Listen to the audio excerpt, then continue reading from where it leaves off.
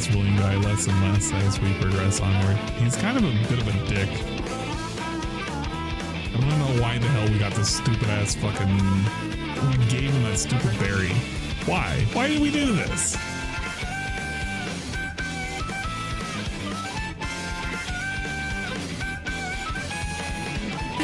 You.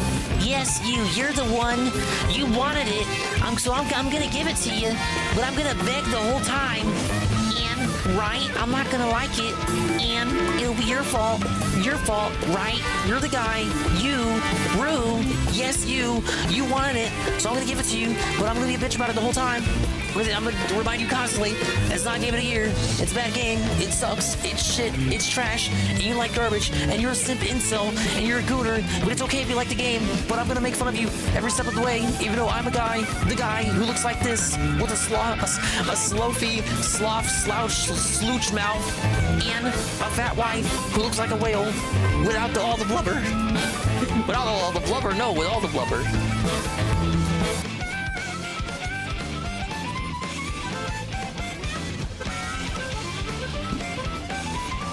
This game's a lot like New Year's Eve with COVID-19. You wish you were having fun, but in reality, you're all alone and you're contemplating playing Minecraft. Voice clip. Laugh track. Laugh track, laugh track, laugh track, laugh track, laugh track. So have you guys heard about the new stimulus package?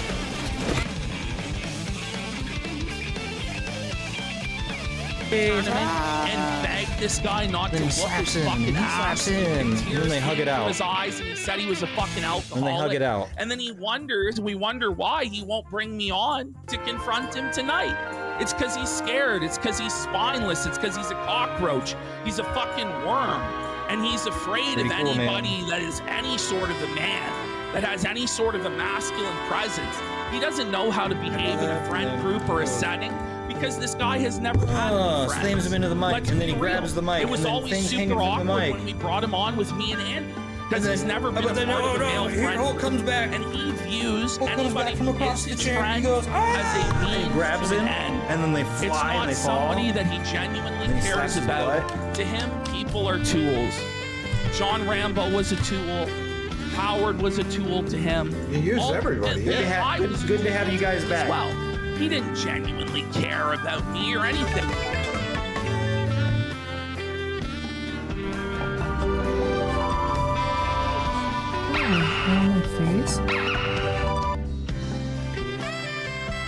And have a bigger audience. Right now, I have an audience of 705 people. Okay? Contributions are literally coming in. I got tips, I got super chats, I got everything coming in just because I'm sitting here talking to you. If this is doing better than me playing the game, then I know what the problem is. It's the fucking games. Right? Seriously. That's the problem. I can do a late night chill stream, impromptu, and people show up and just hang out with me and talk for 2 hours. In case we want to try and fuck around with it, as in like test out stuff. Right? We're just gonna skip through it and then see what happens in this regards. Isn't that like out of context now?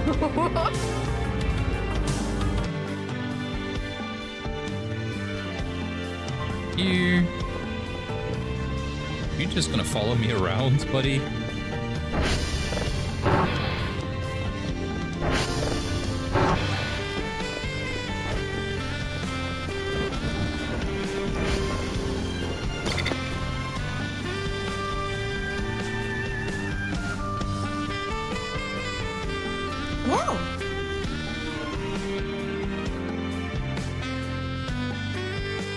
Not look like this in the real game. Why do you think this is Dark Souls? Does this not look like Dark Souls or Elden Ring? Right? That's exactly what they're trying to make it look like. And that's definitely not what the game's gonna be if it's an MMO.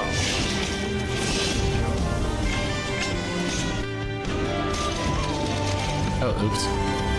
Look at platforming. Yeah, where you going now? It's a dead end. I didn't mean to do that. I didn't mean to do that.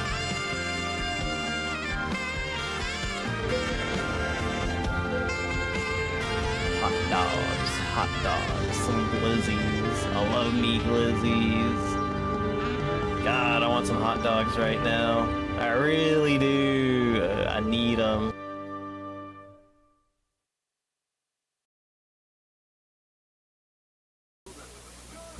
Ladies and gentlemen, Garfield and friends. We're ready to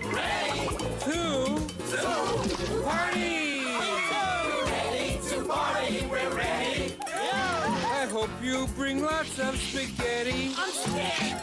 Come on in, come to the place where fun never ends. Come on in, it's time to party with Garfield and friends. Dancing, fiesta, romancing, siesta, samba, la bamba. Ay caramba, disguises, surprises, and pies of all sizes.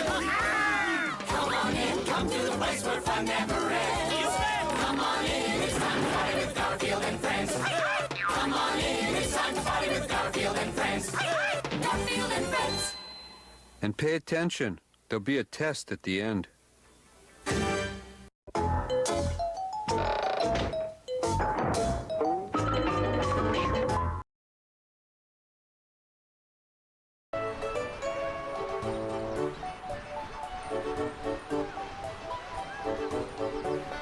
Whoa, well, hi there, everybody. Hello, and welcome. How do you do in hullabaloo and all that good stuff, too? Welcome in. Happy Friday, everybody. I hope everyone's having an illustrious Friday evening. I hope your Friday evening is going about as well for you as it is for me, Ree. Big ups to all the dinguses, the dingers, the dongers, the ding-dongs, the swollen double underscore ones, and expanded style individuals, peoples, and persons who may or may not surely be existing in the right here, right now, present day, present time. And a big ups to the dinguses, the dingers, the dongers, the ding-dongs, swollen double underscore ones, and expanded style individuals, peoples, and persons who may or may not be existing in the immediate and far-flung future. Scrolling up, we got MTC Dude. We got J Frosty, Makoto underscore Simp, Scrumbles, Pepperino, Golden Cream, UNFW1, Jesse 51, Mike 1011, Silent Assassin 213,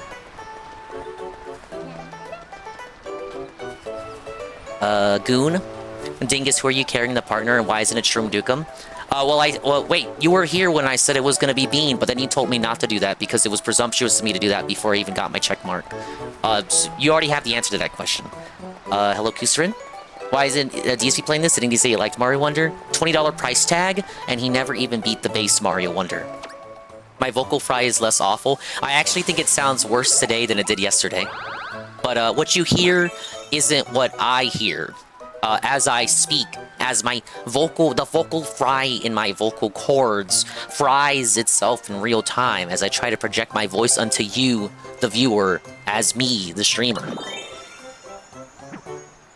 But yeah, until I get fully better for real style, the streams will be shorter. Hey, I got the last badge. Whoa, you collected all the dual badge flowers. You acquired all the badges, earning you a medal. That makes 5. I actually changed my badge before I started the stream to the one that I wanted. We're gonna keep doing flower gotcha. As people pull on in. I gotta get the remaining emoji flowers. But yeah, I'm gonna be responsible going forward, for the immediate future, and keep it short. Because I don't want to fully abandon you guys. But I also should be taking the time to continue resting. I woke up real late too. I had a really long slumber. Dogsplain hits me up. He's like, Dingus, if you're not feeling 100%, you really should go back to sleep and rest. And I'm like, brother, it's fucking 2. I don't know. I'm not gonna say I can't do afternoon naps, but at a certain point, it's like, dog, brother, my ass has to get out of bed at some point. I forgot the answer unless you said it was gonna be Bean, but I think I follow Bean. I haven't seen her live. Yeah, I think Bean's on like a hiatus or something. I haven't bothered asking why, because it's not really my business. But yeah, I said we were gonna do the Bean partner push, and then you were like, Dingus, you don't even have your own check mark yet. That you shouldn't be doing that. Big ups, Red Animator. Red Animator had to go get a tooth pulled today, I believe. So I hope that went off without a hitch. Guys, I don't think I can be doing Toad voices today either. But, as per gameplay, I will continue with Super Mario Bros. Wonder, plus meet up in Bellabelle Park. I beat all the bosses already, so like all the single-player content is almost done. There are some boss rematches I gotta go through. So that's gonna be like the crux of the gameplay today. Because of that, I will acquiesce and pull up some videos. I have a new one, fresh off the presses, regarding a certain popular title that everybody is playing right now and can't possibly ignore. We're talking Phil is playing it, we're talking GPM is playing it, Kai's playing it, everyone cannot stay away from Crimson Desert, but one gamer out there is not so satisfied, and he's taking Crimson Desert to task. No, it's not Arlo, it's the other one. You survived your trials and still strive for greater heights. Impressive. Poof. Do I still have my wisdom teeth? Did you break it on a hard candy? No, I broke it on a... Was it a tortilla chip? Tortilla chip or a potato chip? Long time ago. And we had to get the wisdom tooth pulled out. We're talking so long ago, the dentist had like a Mario Kart arcade machine.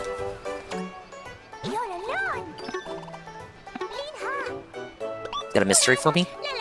Forward Attraction Central, there have been many small stone slabs discovered.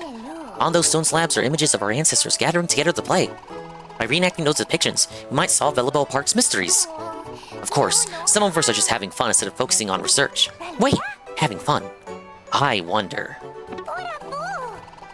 Yes, perhaps that's the key to unraveling Bellabelle Park's mysteries. Ah, yes, my understanding of the park and its mysteries is growing all the time.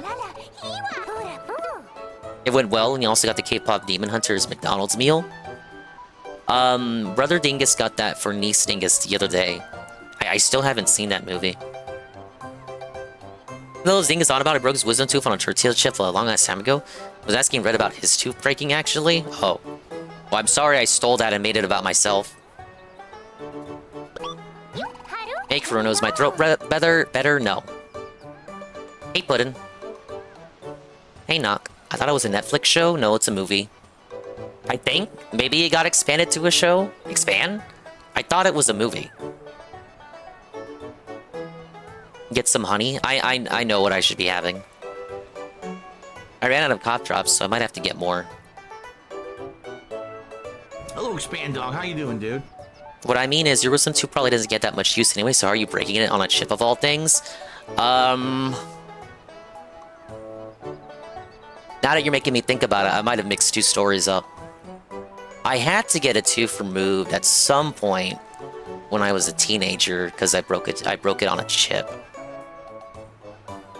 But I think I got my wisdom tooth pulled out before that when I was even younger. I've been in like 2 different dentists, and I think I'm crossing the wires here. I'm gonna amend that. I'm gonna say the tortilla chip was for the tooth that wasn't the wisdom tooth. Well, it would have served as everyone's playground. After all, each of stone slabs depicts different ways to have fun. I wonder if our ancestors wanted them to serve as a record of all the fun they had. If the Captain Ward found that out, then the brigade may as well be disbanded. I think I'll keep this information to myself for now. You should too. I managed to decipher all the mysteries surrounding the stone slabs. Do I get anything for that? The lozenge meme? Pick up CJ Filthy Rich. Crimson Desert discussions online made it painful clear that there are a lot more DSP players out there than they would like to admit. Oh, the yellow paint stuff you were talking about will come up in the video. I didn't finish it though. How do I chip a tooth on a tortilla chip? Well, according to D-Scythe, when a tooth is about to break, it doesn't matter what you write it on. My mother had a tooth break when she was eating a piece of bread once as a kid. I think it's the wisdom teeth are like the last teeth that come out all the way in the back. You broke it on fight? I don't remember. I already mixed up the stories.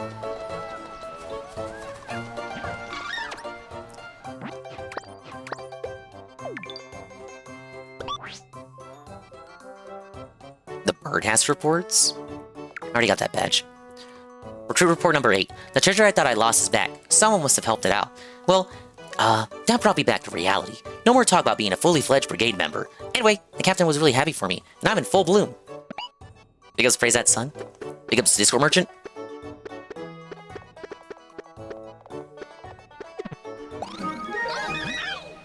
All the recruits' reports have been received. I chipped a tooth by getting punched in the mouth? Oh. You wanna fight? I hope you didn't get banged up too bad. Yeah, they got this concert playing too. I think this leads to the credits, so I think I'll leave that be for now. It's obviously more likely to break if you're eating something hard.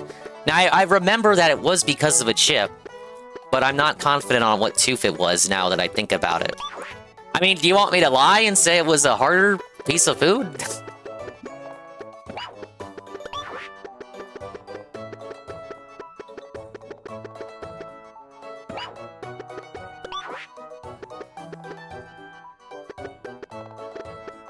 My buddy Chenzo broke his tooth eating Jolly Ranchers. I can tell you it wasn't a Jolly Rancher.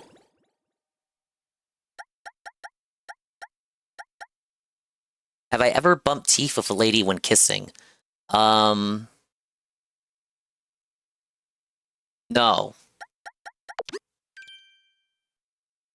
Alright, so I got some more challenges to do. Most of these are boss rematches where I have to do it without getting hit.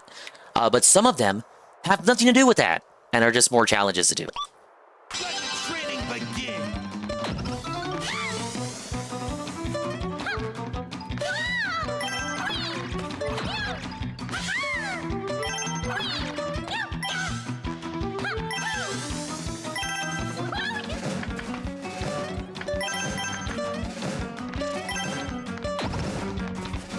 Oh, what the? Well, I see why it's super hard. Hey, Biscuit Bun Cream.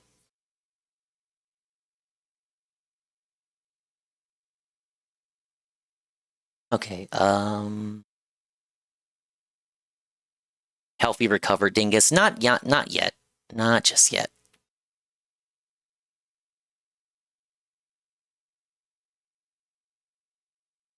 Here's what I wanted to play.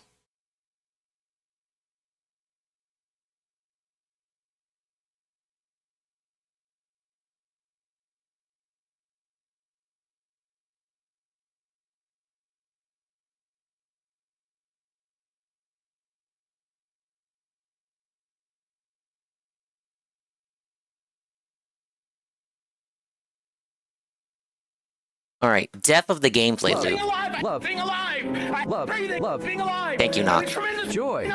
Joy. Lovely. Lovely. Lovely. I'm in so much Joy. I'm so much Joy. Now, I know we have Crimson Desert enjoyers in the chat. This video might incense you. Perhaps rightfully so. Now, he's putting this video up because he doesn't have the review video up yet. He says it's going to take 2 more weeks in order to do it. So this isn't a full review of the game. He's 4 story chapters behind. I didn't finish the video. I got roughly halfway through it. On my own time. Think you put in for the 3-stream streak?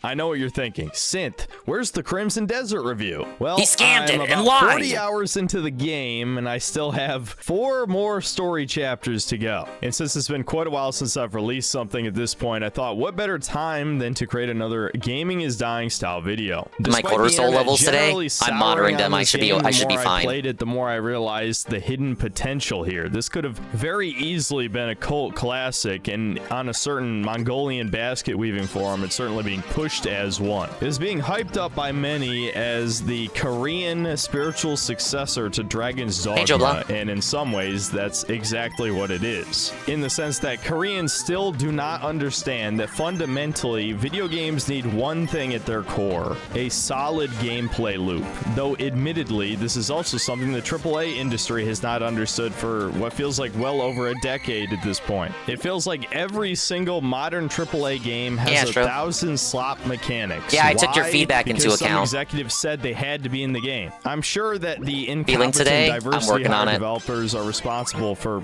some of these issues. But in the case of Crimson Desert specifically, we had a former developer explain exactly what went wrong with the game. That bureaucracy took over the company, that there were more managers, more executives than there were actual developers working on the game. And of course, these people knew nothing about video games. They just saw mechanics from Breath of the Wild, Tears of the Kingdom, Red Dead Redemption 2, and said, oh, that has to be an hour game, with no regard to how this could potentially water down the admittedly quite fun core combat experience. Hey, Crimson Desert tries to be an everything game, and a game for everyone is a game Jack of for all no trades, one. master Now, of if you're none. expecting my full review of the game to be incredibly negative, as many of my AAA game reviews are, you would actually be wrong.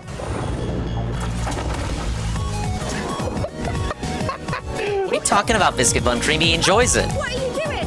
Oh, you're about to see what I'm doing, bitch. Oh, He loves back to it. Fucking kitchen whore. He loves this game. This is a Viking. He enjoys hello. it. What do you think movie's gonna accomplish, whore? Oh, yeah, you like that? Oh, you like that? Oh, how about again? Oh, what about another one? Hey, John. Oh. Hey, Wiggle. Oh, get some.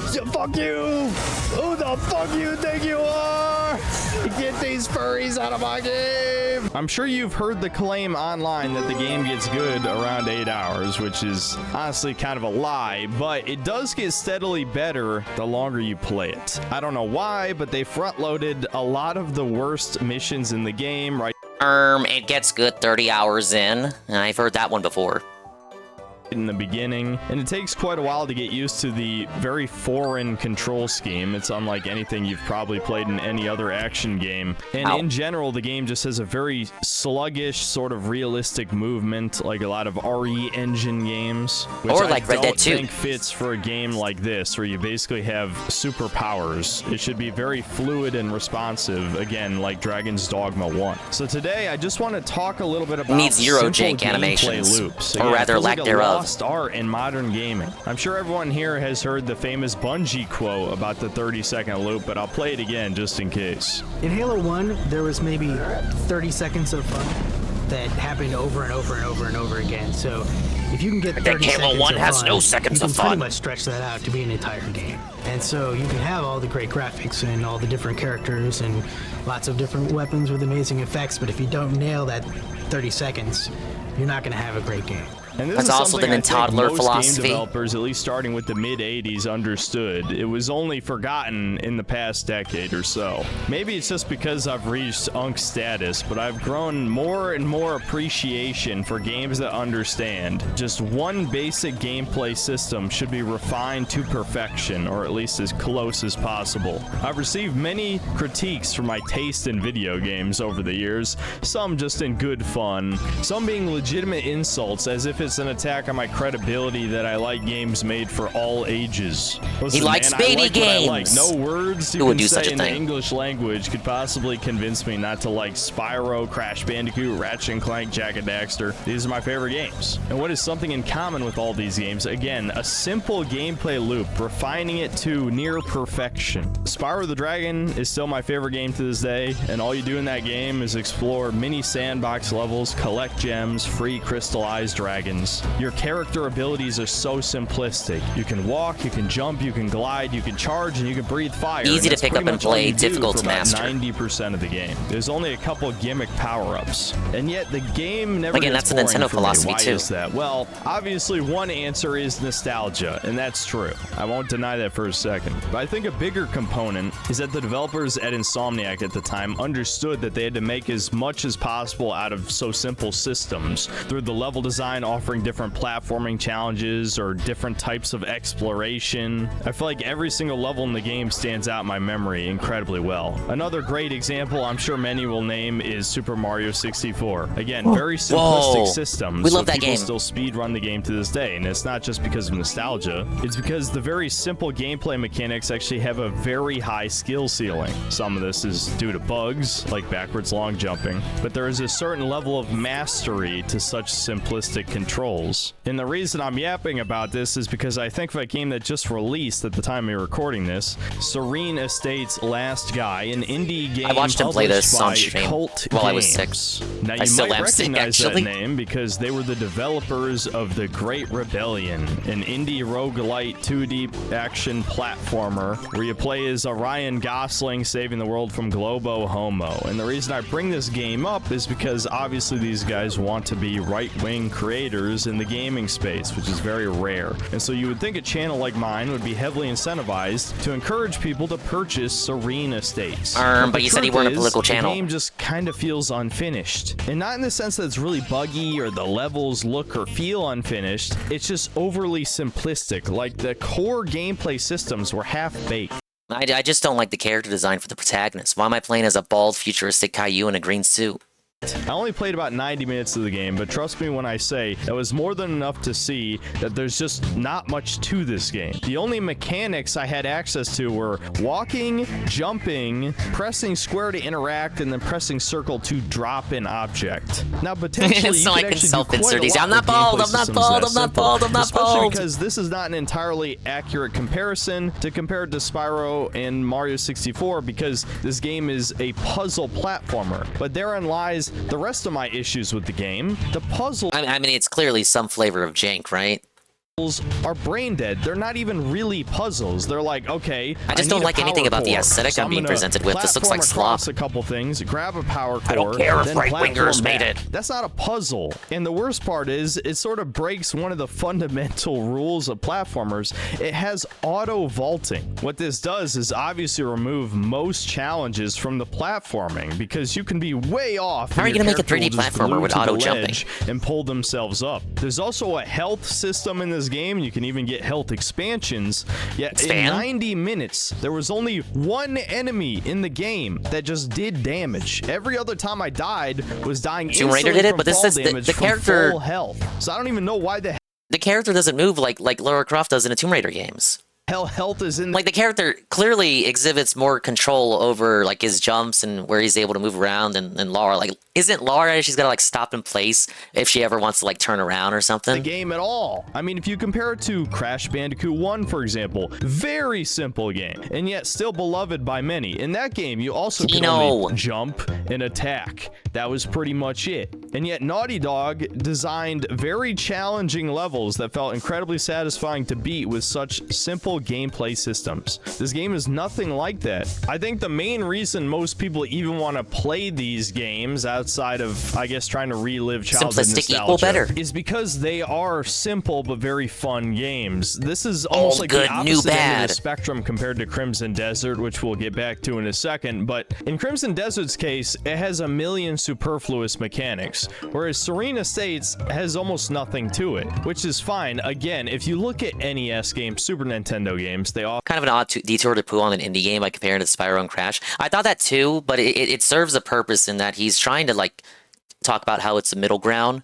So like the Serene Estates indie game, the issue is that there's nothing to it versus like something like Crash and Spyro where there is something to it, but it's simplistic. It's that simplistic middle ground, and it serves the ultimate point that Crimson Desert has like too much going on, too many cooks in the kitchen. often have very simple systems. So where does this simple, satisfying gameplay loop come from? Well, it's simple. It's usually from the level design. Again, I think Crash Bandicoot 1, perfect example of this. The game is so simple, but almost every level is memorable because of the sheer challenge involved in beating a lot of them. They're going to stick into your memory for the rest of your life because you probably died 50 fucking times to the second bridge level. How could you forget? I also think enemy placement is becoming a lost art. Frog I've wall actually jump played game? quite a few indie 3D platformers that have barely, if any, actual enemies in them. Serene Estates doesn't really have any of this. It has almost no enemies. It does have a few stage hazards like electrified water. It has very unforgiving fall damage, but that's pretty much it. There was a part where I had to unfreeze an area and Whoa! Stop the presses. Massive Ann raid. Big ups Ann 1337 and 1337 for the Ann raid. With a party of 36. Thank you. Big ups Vikes 11. Big ups Ann. Big ups to Weagle. Anybody else coming in?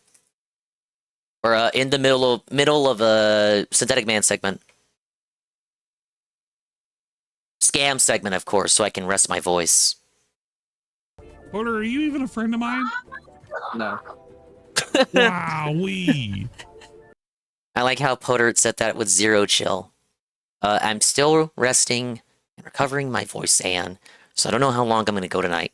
But I got some post-game challenges to do in Mario, which I don't have too many of them, but they're super hard, 5-star difficulty, 5 out of 5-star difficulty challenges.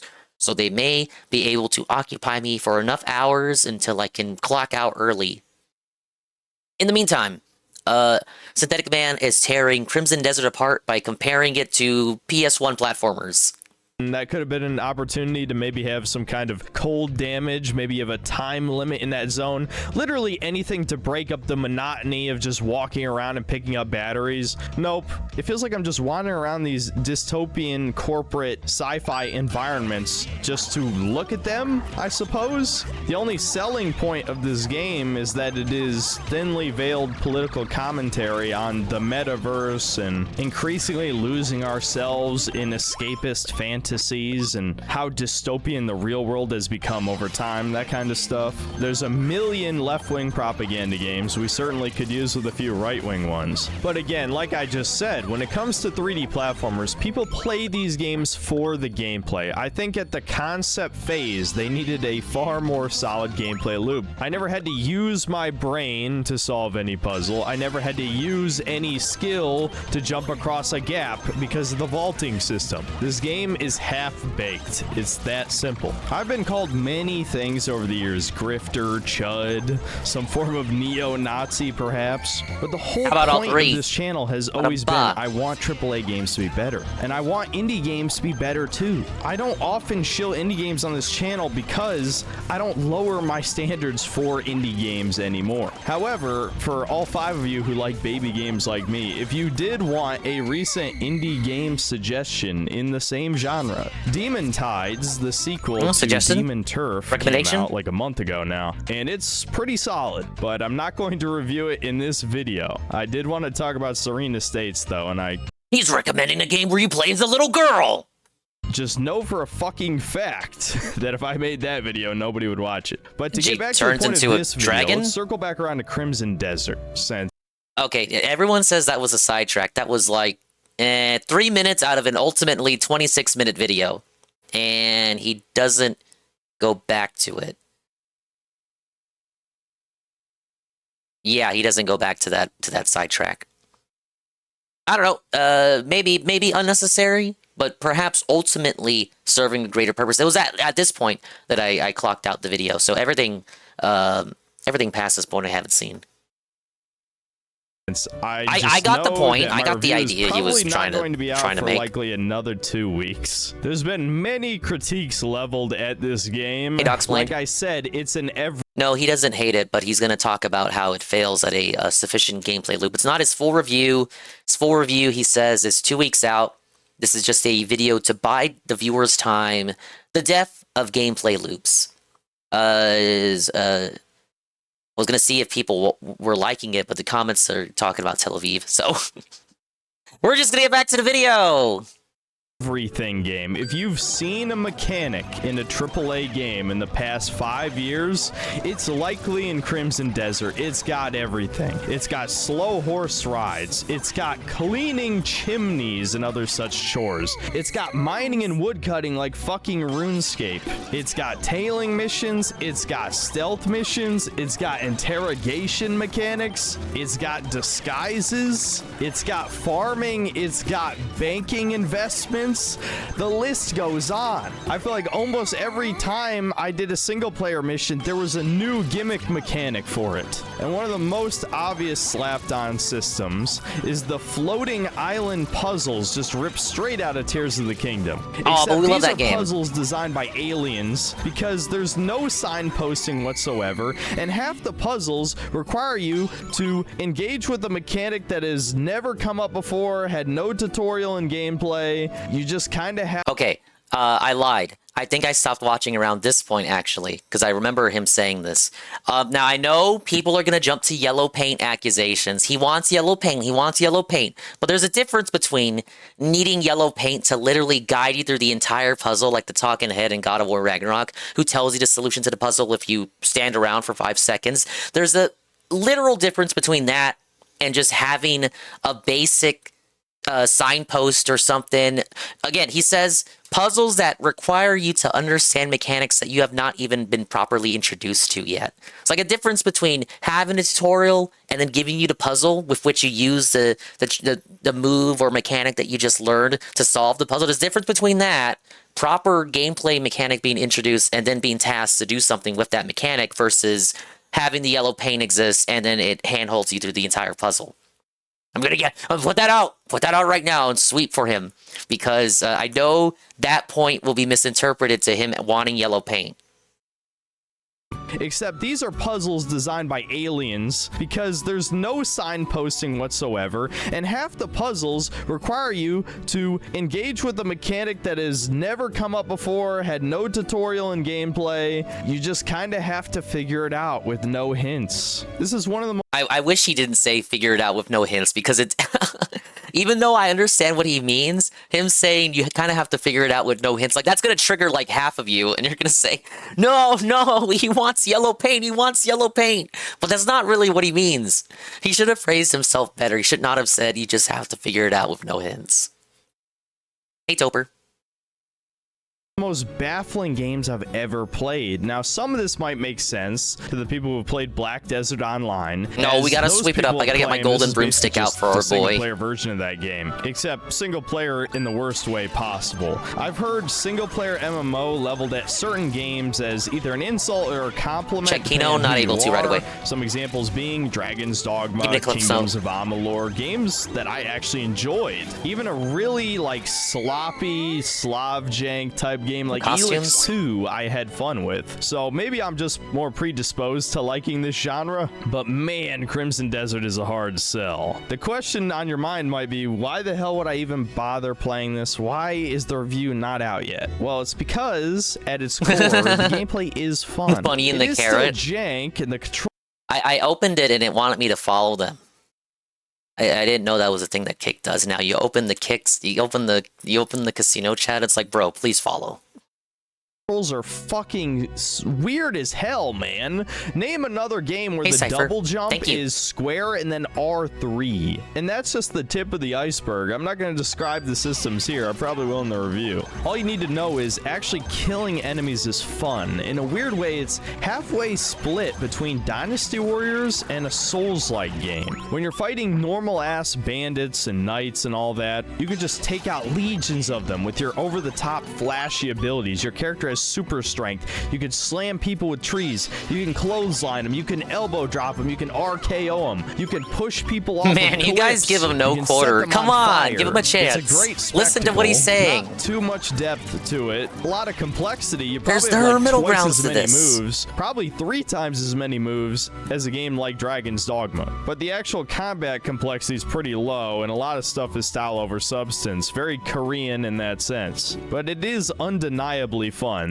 But on the other hand, you have the Souls-like aspect, the boss fights. These are all jank as hell, and they all kind of have a gimmick to them, similar to Demon Souls, which I do like, but the game doesn't really hint at any of these gimmicks. So unless you're using the internet while playing this, you're probably not going to figure out half of the boss's weaknesses. Because the bosses are Souls-like bosses with these huge combos, attacks that can kill you in 2 hits, you don't get to use any of your flashy moves. Most of the time I was fighting these guys, I was just using he's stealing that the music? That's his parry, background music, which not is mine. the most broken move in the game. Or sometimes I was using the R1, R2 strong attack, because that has a bunch of invincibility frames. Hey, DSP's favorite Ultimately, combo. Every boss just came down to parrying the attacks you could, dodging the attacks you can't, building up their stagger meter, and then beating the shit out of them. I have 50 moves to choose from. Because he missed a signpost, that doesn't mean they're not there. Are they there, and did he miss them, is the thing. I didn't hear him say that there was a signpost and he missed it. are viable for most boss fights. And again, the reason I bring all of this up is to compare it to Dragon's Dogma. In Dragon's Dogma, you have far fewer overall combat attacks. You only get to choose 6 special abilities, unless you're a warrior, in which case you only get 3. Whereas in Crimson Desert, you have access to all your skills at all times. You can hot swap any weapons. There's no classes, so you have access to probably like 50 different moves, even if a lot of them share similar functions. However, I'm going to argue Dragon's Dogma has far better core combat for a multitude of reasons. One, the controls are incredibly silky, smooth, and responsive, and you can cancel out of almost everything. This feels so good. Of course, Dragon's Dogma 2 fucked that up, but I'm not going to talk about that in this video. And choosing a small selection of moves to fight with actually adds more gameplay variety, because you can prepare for certain encounters against certain bosses, and it gives you a reason to unlock new moves to see what they can do. Again, I think it goes back like too many cooks. Like the less is more. You have the player less to work with. You get more out of it. He wasn't looking a lot of times when they introduced the mechanic. There's a ghost nearby that you have to shine your lantern on and see it in action. I wish he gave specifics on which puzzle in question. I'll just have to take your word for it because I didn't play it. Crimson Desert is a better Dragon's Dogma than Dragon's Dogma 2 and has better combat than DD1. I haven't played either 1 or 2, but I remember a lot of people, including Phil, being disappointed with the sequel, including this guy. Right? In Crimson Desert, all of the melee grapple moves basically do the same thing. You're either slamming a dude who's blocking onto the ground, or you're throwing a dude, and that's pretty much everything except split across like 7 or 8 different moves, it feels like. In Dragon's Dogma, you can get a move that grapples, you can get a move that knocks an enemy into the air, you can get a move that does super high damage, a move that is a bunch of rapid strikes. In the case of the Sorcerer, all of your incredibly powerful spells Dark Arisen is the expansion of the first one, right? Incredibly satisfying, and there's no equivalent in Crimson Desert. There's just so much more gameplay variety. Another obvious way Dragon's Dogma has better combat is that its core systems actually are built around the giant monsters. I've described the combat in the past as a combination of Monster Hunter and Shadow of the Colossus. All of the major fights in the game are against giant monsters that you can climb all over and stab them in their weak spots. And about half of the playable classes have mechanics that perfectly complement these systems, with Strider especially being able to climb faster and dealing bonus damage and having a special attack that has a unique function while climbing monsters. The other half of the classes are kind of a mixed bag when it comes to dealing with giant monsters, often just dealing with them by doing an absurd amount of stagger or just raw damage numbers. But you can tell, given the game's limited budget and resources, that the developers ensured that fighting a Cyclops or a Chimera or a Drake for the millionth time would be fun, because every class has a fun interaction with these bosses. In Crimson Desert, you have multiple different characters to play as, though the game fucked that up too. I'll talk about that in the review, but for large portions of the story, you can only play as Cliff. And Cliff is the only one who has access to all the Abyss-related abilities, like the sticky arm, as I call it anyway, so you're more incentivized to play as him over the other characters. Now, of course, broadly, Crimson Desert has far more of a different kind of gameplay variety, the worst kind. I promise this video is still about gameplay loops and not just me rambling about nothing. What even is the gameplay loop in Crimson Desert? I guess it depends on what you're actually doing. If you're exploring the depends on what definition of open world, I guess it's doing side quests, exploring ancient ruins for treasure, defeating all the enemies in the Far Cry style outposts to liberate the region. But if you're doing the main quest, you could be doing fucking anything. I mean, genuinely, it is just a clusterfuck of slop mechanics over and over again. There's no consistency, and there's definitely no depth to any of the activities you're doing. Dragon's Dogma, the gameplay loop is simple. You go on quests, you climb giant monsters, and you stab them in the face. In the case of Bitter Black Isle, you explore a series of rooms, he wants the game to tell him what to do. Chests, kill more giant bosses by stabbing them in the face, and then appraise the magical items that you retrieve from said chests, and then equip your new overpowered armor and weapons. weapons, and then basically just do the dungeon again until you get all the loot. And I basically only tackled a small part of Crimson Desert's overall gameplay loop. I didn't even get into any of the RuneScape-like elements. I've actually recently gotten back into RuneScape. It has wormed its way in my brain. Blame his brother for this one. I've reached Unk status, or it's my inner Z-Lennial returning to form and having a blast. But I'm beginning to realize just how well designed RuneScape is, for how incredibly simplistic it is. At its core, it is a game where you click on rocks and a number goes This Mario up. game's bad because it's not showing you exactly how to jump. The greatest cookie clicker style game of all time. It's something you have to figure it out. You have to figure it out yourself with no hints, dude. It is, at least for neurodivergent individuals like myself, it is extremely addicting. And the reason I bring up RuneScape is because I've actually heard people compare Crimson Desert to RuneScape. Hell, I even did it earlier in this video, because yes, you can mine rocks for materials to upgrade your weapons. You can cut down trees for the same purpose. You can even farm in this game. However, there is one massive, extremely huge difference between Crimson Desert and RuneScape. In RuneScape, when you mine, your mining level goes up. And when your level goes up, you can mine better rocks, which you can then smelt into better bars that you can use to smith better equipment. Now, of course, why don't you marry RuneScape if you like it so much? Nobody actually uses smithing to make their own weapons and armor, and you would be right. Even as an Iron Man, which is basically a game mode where you're not allowed to trade with other players, including the Grand Exchange, you're only going to use smithing very early on to make your equipment, but I'm not going to go into a tirade about that. The point is, all of RuneScape's number goes up systems are interlinked. As I just said, you use mining to get ore, which you can use with smithing to make equipment or ammo. You could mine gem rocks, which you can use crafting to make jewelry, which you can then enchant with magic to have magic amulets, which improve your stats or allow you to teleport around, or various other functions.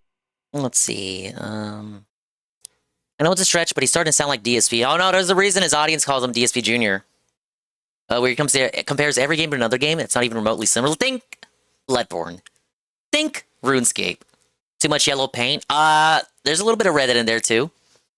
Let me tell you, this guy, Swollen Dingus, is the best Twitch streamer in the world, folks. Tremendous talent. Huge numbers. Nobody does it better. Everybody's watching. The fake views streamers are jealous. Tola winner. The greatest streamer ever, believe me. Can't do the Trump voice right now. But thank you, Kusa. Functions. Wood cutting ties into fire making. Wood cutting also ties into fletching. Farming ties into herb lore, and also wood cutting for that matter. I could go on. All of these incredibly simplistic systems are tied into each other, and there's several different ways to train these skills. With Crimson Desert, there is no depth to the mining. You hit the rock with the pickaxe, and you get the ore, and then you use the ore at a smith to upgrade the weapon. That's it. There's nothing else to it. Which, don't get me wrong, upgrading your own weapons and armor is inherently satisfying.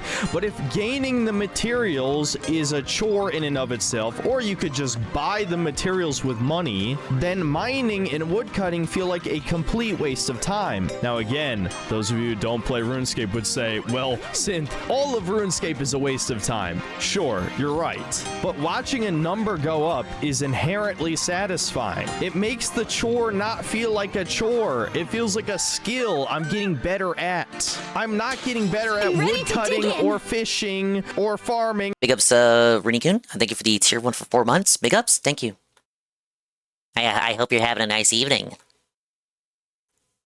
Or any of those things in Crimson Desert. I'm just doing a chore to get the material, which is slowing the game down from the real fun gameplay, which is the combat, which is going to be the ultimate purpose of my review when it eventually comes out. That buried very, very deep inside a million layers of slop, Crimson Desert is a fun game. There is a potentially good gameplay loop in there, but because does he like games or is he just a journalist? He likes games if you play as a funny scrimblow blimblow jumping you around have to getting do a stars. bunch of dog shit MMO chores for no conceivable reason, and also a million movie game cutscenes and a nonsensical story on top of all of that, just to get to the sometimes fun gameplay. Which I guess I just spoiled the entire conclusion of my next video. But you're gonna watch it anyway, because I'm gonna send the Synthetic Death Squad to your door if you don't. Oh, So to I wrap back better around restream to it when it this comes out then. rambly-ass video. The point is, modern games do not understand the appeal of the simple gameplay loop. 20 years ago, devs understood a video game has to be fun first before it is anything else, before it's propaganda,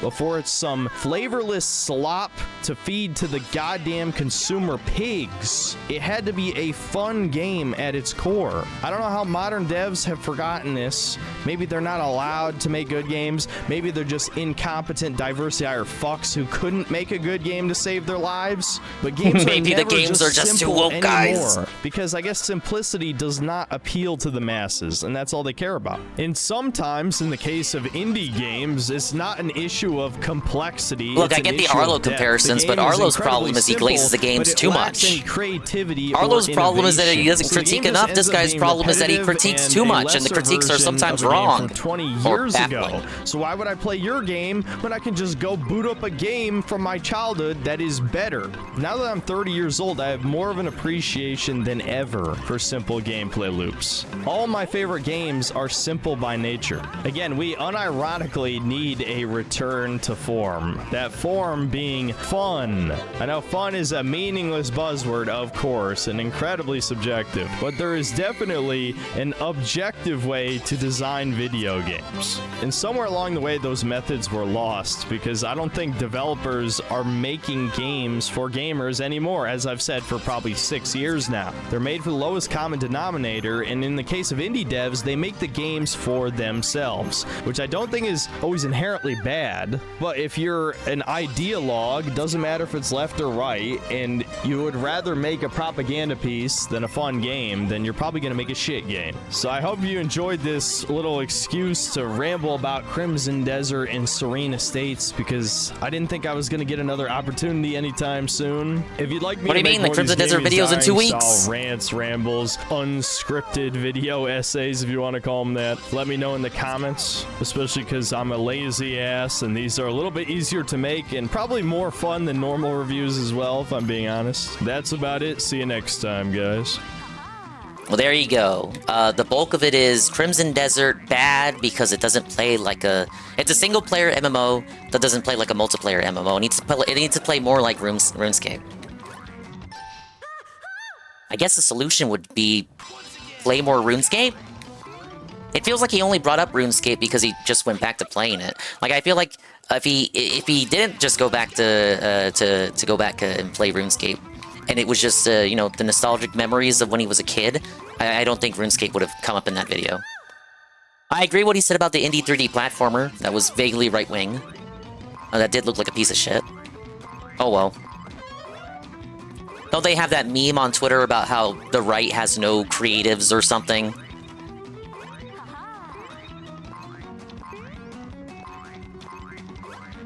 But yeah, that wasn't the real review. His real review for the game is going to come out in 2 weeks. So we'll watch it when that releases. Yeah, I'd say the second half of the video kind of pales to the first. It kind of feels like he had a point and then just let himself trail off into schizophrenic nonsense. And starts rambling and babbling about shit. And debunked by Crimson Desert players in this very same chat. Apparently. I don't know, like, he obviously played the game. Like, I watched him stream it, so it's not like he's making this up. He did play the game. Like, he has a clear bias, right? Like, he loves 3D platformers, but you can't say he didn't play it. I watched the streams. He had, like, at least 4 or 5 streams of the game. I'm not going to say 6 or 7, because then someone's going to have too much fun with that. Okay. Now we aren't done.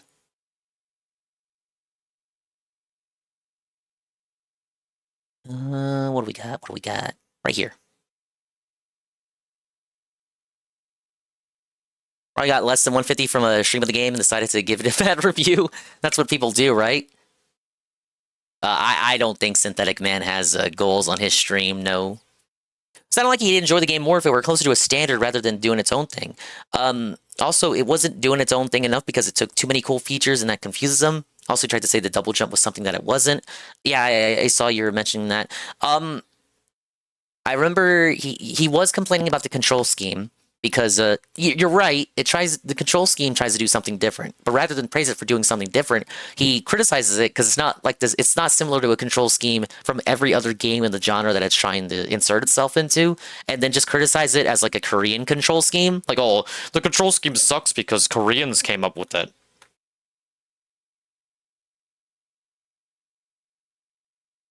All right, next one. High on Life 2 is vile beyond imagination. I don't know anybody who has played this game. Let me handle this.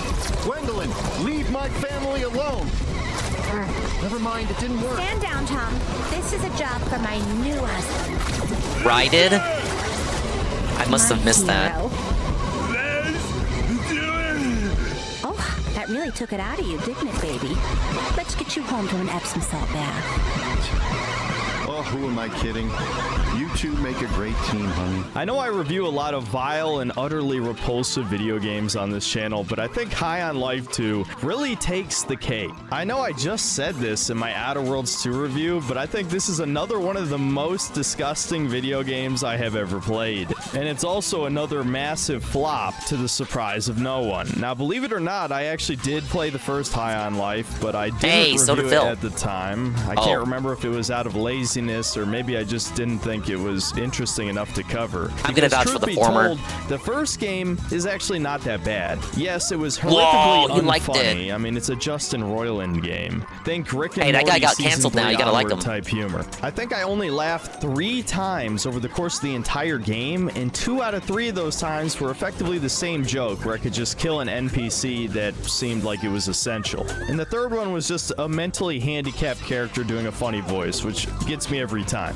But ultimately, I would say the game is just forgettable, and I really mean that literally because I couldn't remember 90% of it despite it coming out just a few years ago. Left counter 3. Life 2, oh god. Hey, at least it's not a goose egg. So horrific, it's unreal. On the one hand, it is actually slightly funnier than the first game. Now, you could argue it throws twice as many shitty jokes at you, so of course maybe a few more are going to land. But it also has way worse jokes and just utterly repulsive, disgusting shit. In the beginning of the game, your mother cheats on your dad with one of the Gatlians, the mentally handicapped just one, open with straight up way. NTR. And later, it's introduced to you, you actually have a half-brother who is also retarded and can only say one word, and he looks like a disgusting abomination. This is what they want for the future of the human race, nice. and they're just rubbing it in your face as if it's a joke. Neither your character nor your sister treats this as anything weird. You never try to shame your mother for cheating on your father at any point.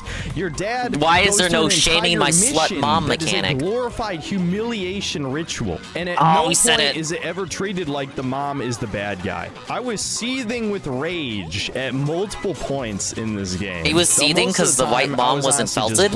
Ironically, you should support I think the white mom because she's white. Synthetic man, that's your MO. First one is that this is way more of a movie game. Believe it or not, High on Life 1 actually had some sort of light Metroidvania elements. You had a real reason to come back to levels. There was a sort of semi-linearity to things with like these little sandboxes. In the sequel, every single mission is a linear hallway, just broken up by really basic just like Cage puzzles. 1 into Cage 2. There's definitely more cutscenes than there is gameplay. And just like the first game, in Cage 2, all the Disney worlds are hallways. Many such cases with the sequel. A series of rejected comedy skits from SNL, or maybe more appropriately, Rick and Morty, which is ironic given Justin Roiland resigned from his own studio he created because of the sexual assault allegations or whatever the hell they were. I thought those were debunked though. Where the funding not gonna for get the this rollback game though. even came from, because this is self-published. I was under the belief that Microsoft published this game, given that it is a day one Game Pass game. But no, officially, this is an indie game, if you want to go by that definition anyway. Yes, this was developed and published published by Squanch Games. Now, there's no doubt that Microsoft paid for a lot of this game's development. Or did you get it for free with some deal? One of those game services, huh? I bet you're playing it on one of those game services. That's money out of our pockets, I'll have you know. I mean, yeah, they pay us a lot to put it on those things, like millions sometimes. Get it? Are you laughing at? at? It's pretty obvious to anyone who's a noticer here where the rest of that money came from. There sure are a lot of early life sections. Man, shout out to people who say games are good because they're Game Pass games. One of the most interesting ones is the lead narrative designer, Alec Robbins, who apparently created an award-winning webcomic where his self-insert character dates Betty Boop. I wish I was making this shit up. So of course you can expect a lot of the types of disgusting humor that God's chosen people love to put in their art. I think you know exactly what to expect based on that description, and I'll try to include some of the most notable clips in this review. This will probably be the last thing that Justin Roiland is ever in, even though apparently the shit was debunked with him. But I definitely think it's worth mentioning that I also got a game-breaking bug within 30 minutes of the end of the game. Yeah, so I got hard locked out of fighting the final boss and had to watch the ending on YouTube. All right, that's more than enough preamble. Let's get into the review. Before I get into High on Life 2, I'll briefly explain what High on Life 1 was about. You play as a human whose planet is invaded by the G3 cartel, who seeks to turn human beings into drugs. And so, with the help of an alien race of guns called Gatlians, you become a bounty hunter and take on missions to eliminate the cartel. Eventually, you stop them and save the humans, and you become a bounty hunter celebrity, which leads directly into the second game. It gives you a brief intro that shows how you end up losing all of your money, your fame, and even a wife of your choice. Of course, the 3 alien women you have to choose from look grotesque, and they ultimately just leave you anyway. Just another unfunny gag. Speaking of which, this is where you learn that your mother cheated on your father with "Let's do it," the BFG from the first game. And as I already spoiled in the intro, this becomes important later. You also get to see that your dad is living in an apartment by himself with like no furniture, so obviously your mom took everything. Isn't that funny? And this whole sequence ends with you back at your house from the first game, which you learn is now inside a museum dedicated to all of your accomplishments from the first game. Since my butt stomping, I thought I could crawl, but I guess I just can't. Make you ask, what the fuck? How does that make any sense? And of course, that's the joke. I mean, you see my issue trying to get into that pipe, right? You just canonically live in a museum in space. Now, this is when the plot already gets stupid pretty fast, as you quickly find out all of your efforts in the first game were a waste of time, because instead of it being the G3 cartel that wants to turn humans into drugs, it's now Big Pharma. A company called Rhea Pharmaceuticals wants to argue in intergalactic space court that humans are too stupid to deserve rights, and so they want to pass a law so that they can legally turn humans into drugs for the benefit of all the other alien races. So basically all of the adrenochrome conspiracy theories are being confirmed true. You learn that your sister has become a freedom fighter, aka a terrorist, and so you have to rescue her from the human exhibit at the zoo. So already this is a pretty obvious plot hole. If it hasn't been ruled yet that humans don't deserve rights, how the hell is there a human zoo in the first place? In any case, you quickly track her down, and one of the only funny moments in the game happens. Get lost, I can handle this myself. Whoa, let's see this. Sorry, she's been through a lot. Been through a lot. Well, you've been partying. What do you mean years? I've been. How long has it been? Huh? I thought humans were already safe. What did we miss? There she is. We've got her cornered. Yeah, she did I? She was a bitch to me, so she did. Oh! Oh! Yes!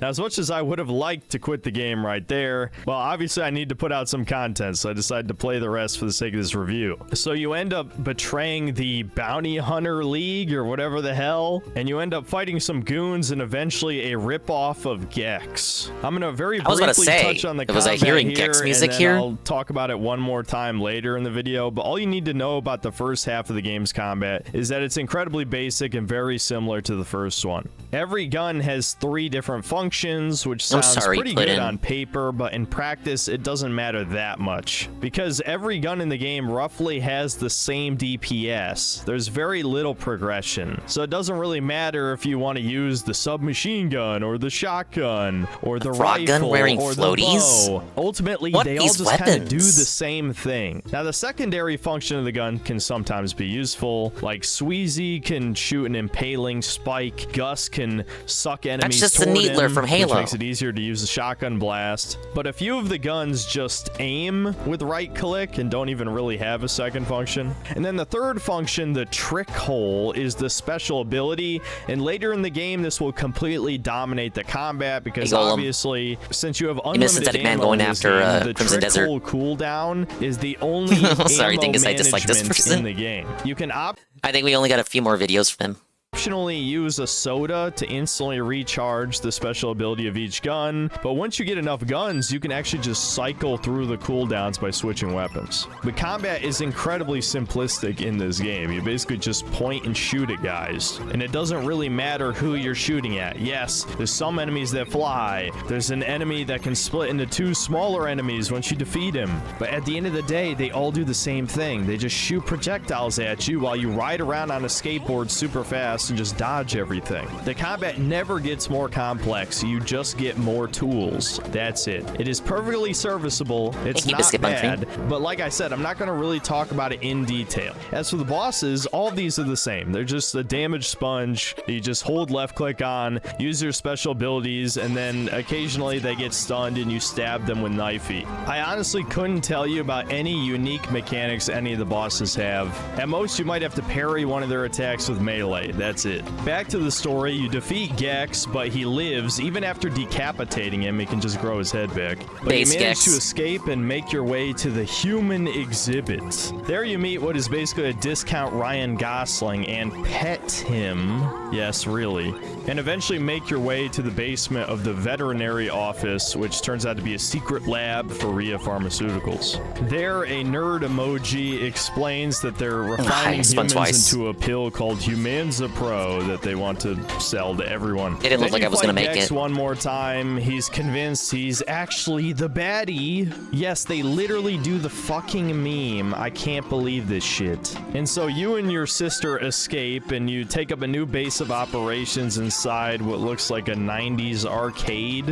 What ends up being an important plot point later is the gang ditches your old bounty suit because the OS was starting to turn against you. I guess it was hooked up to the bounty hunter network so that when you betrayed them, the suit was supposed to freeze you so you could be apprehended. And so they just copied the suit data into this shitty looking ski suit. Now you might be wondering, what is the ultimate plan to prevent Rhea Pharmaceuticals from winning in court and removing all rights from humans? The ultimate goal, and I swear I am not embellishing this even slightly, is to kill billionaires and celebrities and pharmaceutical reps until the company can't show up for court. It is literally the fucking socialist meme of just eat the rich and that'll solve your problems. Yes, humans psychotically murdering hundreds of people, including rich, prominent celebrities, is going to convince the intergalactic government that humans deserve rights. Does that make sense to anyone? Oh, with yeah, a I did almost choke, I'm not gonna lie. functioning brain? Yeah, just act like a horde of YNs. That'll convince people to sympathize with you. I think it's pretty obvious what the allegory is here, who the humans are supposed to represent.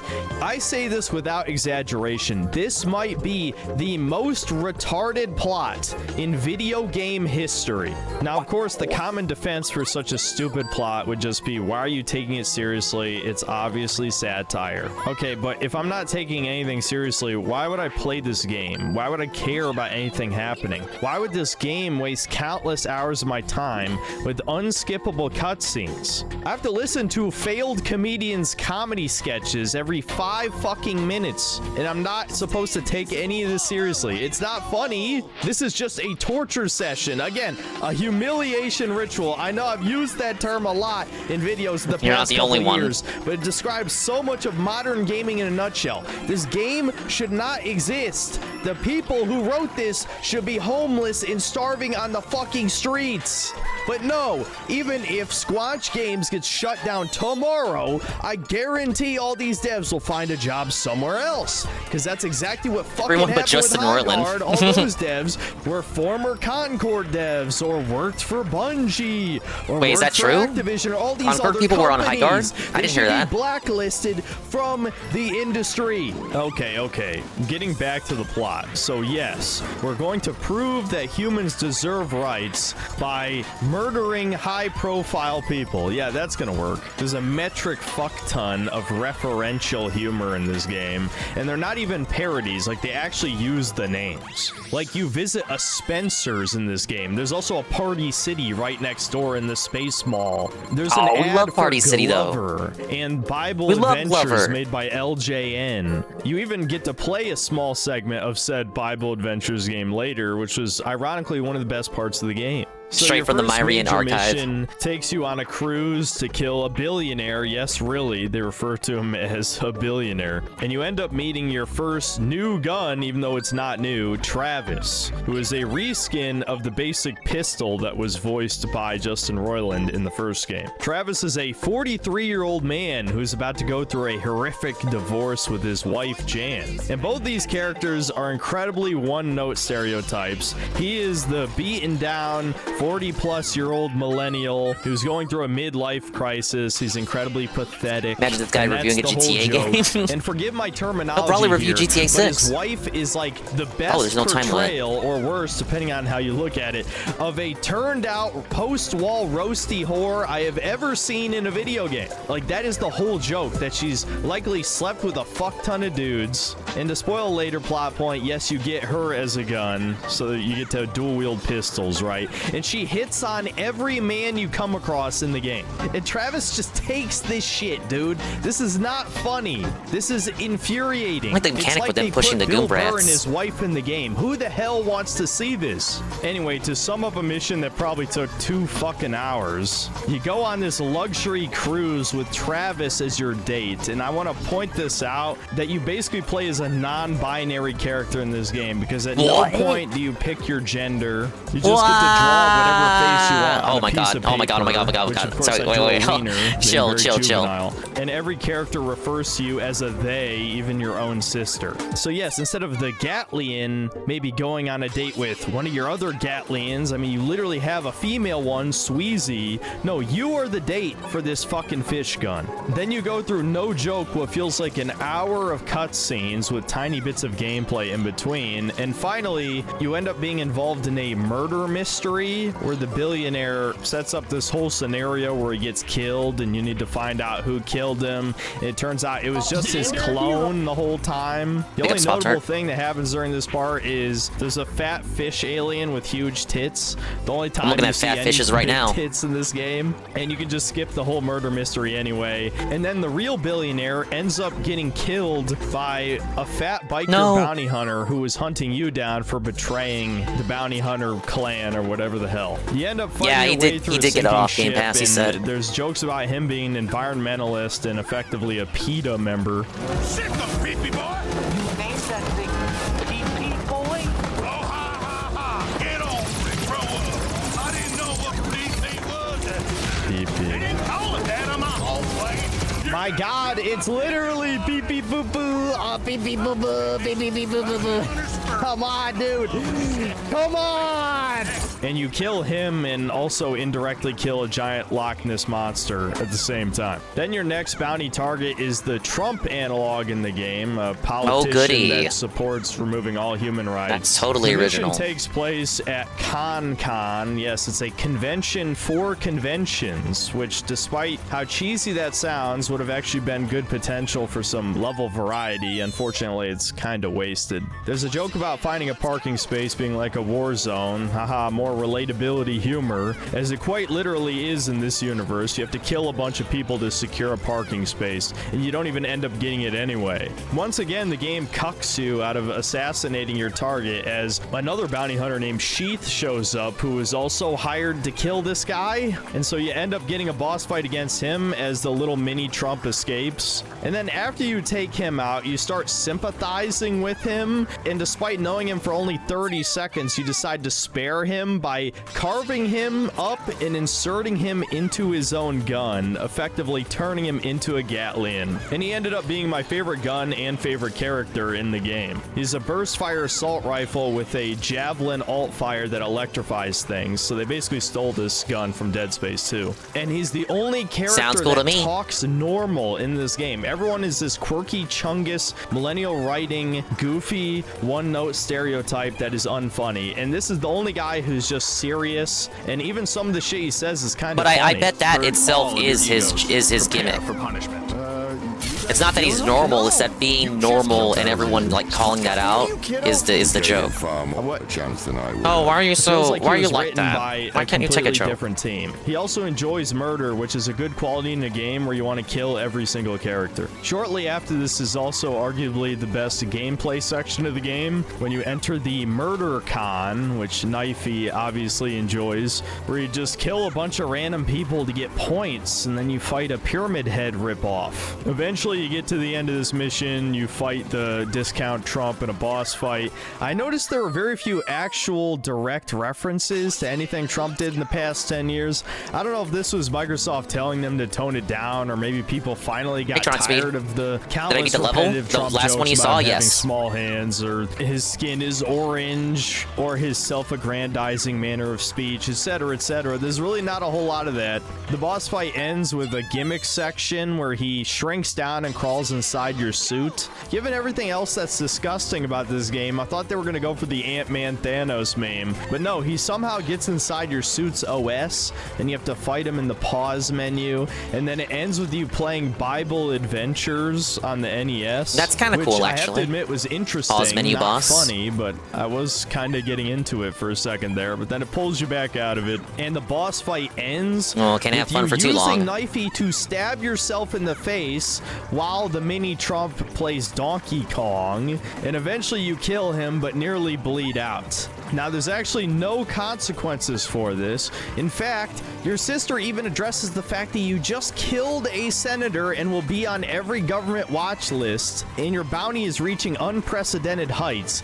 Yet somehow this is all going to lead to the government ruling that yes, humans do deserve rights and shouldn't be turned into drugs. Make it make sense. Now, believe it or not, up until this point in the game, I was debating whether or not this was even worth a real review and instead just another lazy stream highlights video. But then this game took a turn. You are told to meet your half-brother at the monorail station, as your mom and Lesuit got serious and had a child out of wedlock. So you go to the monorail, you see your old buddy Creature, one of the guns from the first game, and who has little boobies, and you have to stick your arm in his orifice, and he spawns babies that attack people. And yes, you heard that right, it is a man. And Creature introduces you to your disgusting abomination of a half-brother, Jeppy. And just like his father, he can only say his name. Jeppy!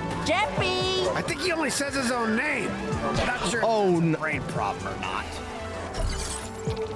You cannot tell me the appearance of this disgusting abomination is not a commentary on miscegenation. This is like they, whoever they are, of course, those toucans from space, admitting that yes, the Kalergi plan is real, and this is their intentions for the future of the human race. It's obvious that the alien races in this game are an allegory for human ethnicities. So people call me a racist, and yet High on Life 2's representation of race mixing is a retarded, disgusting Amerimut goblin abomination. So I'm glad that they're just rubbing it in my face. No! And they're portraying this as a good thing, like I said in the intro. Your sister has no qualms whatsoever that your mother is having sex with a retarded gun and spawned this dysgenic abomination. No, in fact, your father is humiliated several times after this. He's treated as as pathetic,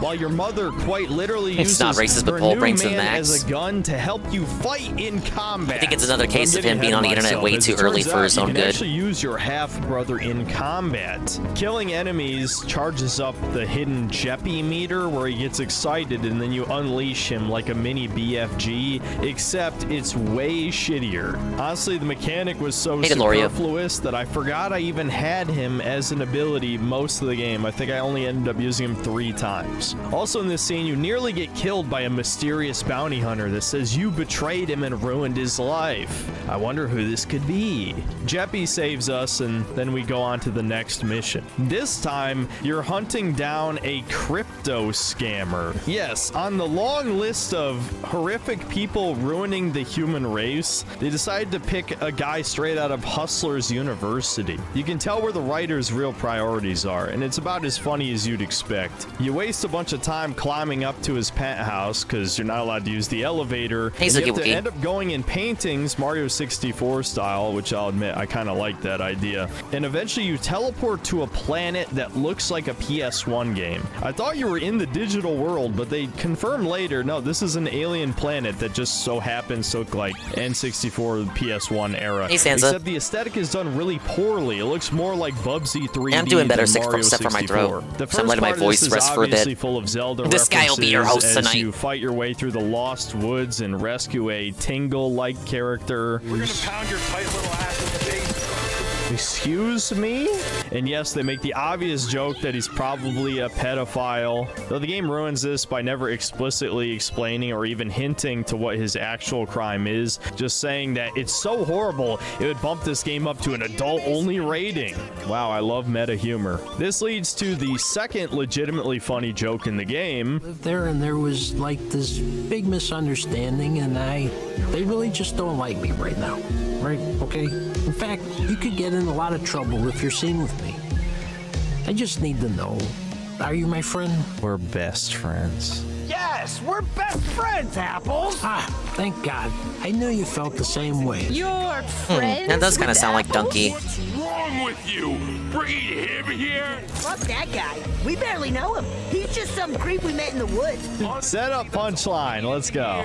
Then after exploring a generic medieval village, we come across our next Gatlian, a Beau, who is about to be hanged by the townspeople for trying to help them by returning the money that they were scammed out of.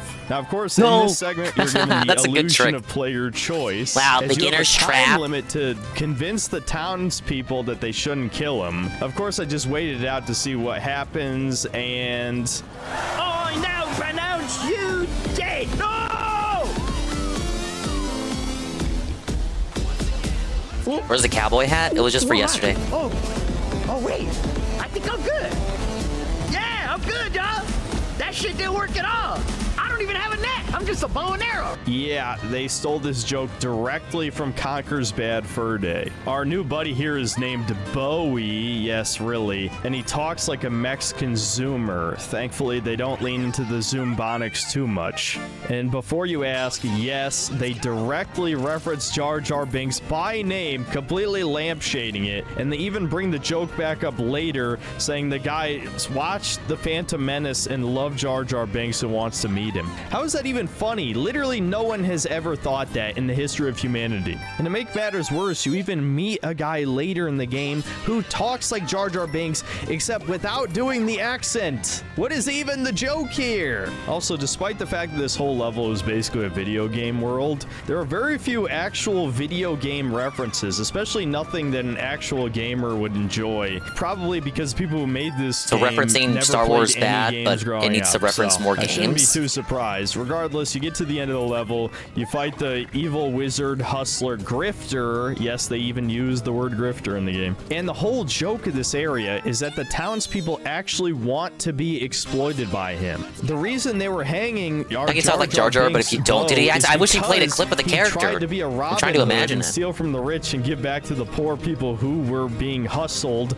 by the wizard. And so it's funny, the leftists essentially poke a giant hole in their own ideology by admitting that the average man is too stupid to have voting rights or not get taken advantage of by the rich, the powerful, and the more intelligent. But no, they still have to be protected anyway, even if they want to kill you for helping them. I have never heard a better argument against socialism in my entire life than this. In any case, the next day we are informed that our mother is waiting for us at the Space Forest Cafe. No. Yeah, Squanch Games got the license to say all of these other brand names, but they couldn't get the Rainforest Cafe for whatever reason. So before I headed Maybe there, they could I have, did a but thought minor Space Force was diversion. There's funnier. a little mini speed dating area that you can go to, and this is one of the other mildly funny moments. The problem is so many jokes in this game actually have a decent setup, but then the punchline is either incredibly anticlimactic or over-explains the joke like a leftist meme and completely ruins it. But at least I was allowed to be mean to NPCs, which is always funny. To get to the Space Forest Cafe, we have to go back to the zoo from the intro mission, which requires us to skate through a sewer. In the meantime, Jan, Travis's wife, calls him saying that she knows exactly what he's been up to and basically just bitches him out for like 5 straight minutes. And then we arrive at the Space Forest Cafe, and this feels like yet another disgusting humiliation ritual. I have never hated a mother character in a piece of media more than this woman, I swear. The reason Les and I wanted you both here tonight is because Les wanted to get your approval before he asks for my hand in marriage. Let's do it! Oh my god, you already have a kid together. Do whatever you want. That's very sweet of you, Lizzie. How do you feel about this, hun? I'm going to kill you. Cling to the false promise of that wasn't too bad. But remember, Big up, City Beat. die alone. Yeah, get fucked. He's so right. Now, our father doesn't make it to this family dinner, and we find out that he's part of a cult at a retreat in Wyoming. And so even though this is a space game, and that should be part of the appeal, going to alien worlds and solving their problems and killing people, we head to Wyoming to go rescue our father from this cult. Now, at first, it feels like it's just going to be a giant joke about how people in midlife crises Might need end some up hot in tea these after this, weird though. cults to find themselves. It's about as cliche as you'd expect. There's a bunch of parallels between Travis and your dad, with them both being pathetic and having no friends and trying to reinvent themselves. And it's also stated your dad is over 60, so I guess your character really is canonically like a 30-something-year-old millennial, even though he's riding around on a skateboard and shooting people and shit. I don't have anything against people in their 30s being heroes in games, but this feels like a really pathetic, like, self-insert man-child fantasy. Instead of having a family and kids, it comes across as incredibly pathetic, and I can't help but feel that's exactly what the writers intended. In any case, on the way to rescue our father from this cult, of course the leader of the cult is this stereotypical, like, hippie woman, and we find out our father is being locked up for thinking for himself. And on the way, Travis's wife Jan crashes down from space to try and have a divorce with him, and she decides, no, actually Travis is a badass and sexy now, since he's not as pathetic as he was before. And so now you get 2 pistols, which I have to admit was an okay way of handling it. Childless man in his 30s with no friends. He's not 30 yet. The rest of the game after this. I already He's spoiled it in the devastating over it, intro, though. But yeah, she just straight up fucking hits on every man you come across for the rest of the game if you have her out while talking to NPCs. Anyway, you find your Pretty sure he's dad 30 and this year. rescue him from a shed and find out that all of the cult humans on Earth have been infected with Las Plagas. Yeah, I don't even know what the hell was going on here. Maybe I missed the dialogue line, but how the hell did these people all get infected by some kind of alien virus? This just fucking comes out of nowhere. I guess because they had to have an action segment in this mission. It couldn't just be movie game shit, which on the one hand, that's good, especially because these actually feel like new enemy types, but it really does just come out of left field. And of course, your mom shows up and helps fight using Les Do-It as like her personal Girl BFG power. and constantly emphasizes how much more of a man this stupid ass mentally handicapped gun is compared to her ex-husband. I am holding back so hard saying some antiseptic quote unquote things in this video. This is not funny anymore. In fact, I never thought this was funny. I'm tired. No, of you media laughed at a few constantly jokes. shitting You on just said Dad, so and earlier. Women can literally be fucking whores. Your own mother is glorified for sleeping with an alien gun, and your dad is just an incompetent, pathetic beta male. In any case, whatever. You kill the cult leader, who turns into this giant, disgusting monster. You have to kill the boss like 3 times, just really padding it out. And that's the end of the mission. It felt kind of pointless, had nothing to do with the main plot. It was literally just a father humiliation ritual mission. No. Truly disgusting. Next mission, we have to head to Party City to get party supplies. Obviously, that's not what ends up happening. We get attacked by the bounty hunter once again, and it turns out to be our suit. Yes, Pseudo just got copied over to the new ski suit, and the original version. Yeah, like I'm was sure this still in game our is pretty original middling, bounty but is it suit. really worth And all now the he huff hates and fluff? us, and he almost kills us, but then we both get captured by the fat bitch bounty hunter, who I actually haven't even brought up so far, but she was a recurring boss battle. Not really an important character, even though they really tried hard to make her relevant. So now you and this Pseudo end up in a prison cell together, and you have to escape. We find out that the real villain of the game is Nipulon. Oh, wait, who the fuck is Nipulon? Oh, he's from the first game? Yeah, I'll be honest, I completely forgot about him. Obviously, he wants revenge on us for destroying the cartel and nearly killing him, so he just straight up rips our arm off. I should not have jumped. We survived this no problem, by the way. The wound is never treated, we just have a bloody stump. I guess I'm not supposed to think about it because it's funny. This ends up just being a really cheesy kind of point and click adventure style puzzle where you kind of just hit E on everything and hope it works out. I want to point out at this point, Thank you for this the is stream, where Trick the bugs and unfinished nature of this game become really obvious. I've been kind of just skipping over it for the sake of time, but there's a lot of minor bugs in this game that are Bill is the guy distracting. talking on whether it's Nintendo. I saw you objects linked it. clipping into each I didn't watch other, the video. sound effects either being non-existent or glitching out. Sometimes your guns will just disappear from your hands. Stuff like that that isn't really a big deal. Oh, and of course, this is on top of the typical Unreal Engine 5 problems you'll see, like the game running like shit, it crashing for seemingly no reason. And strangely enough, I even completely lost control of the camera at one point unless I was holding left click.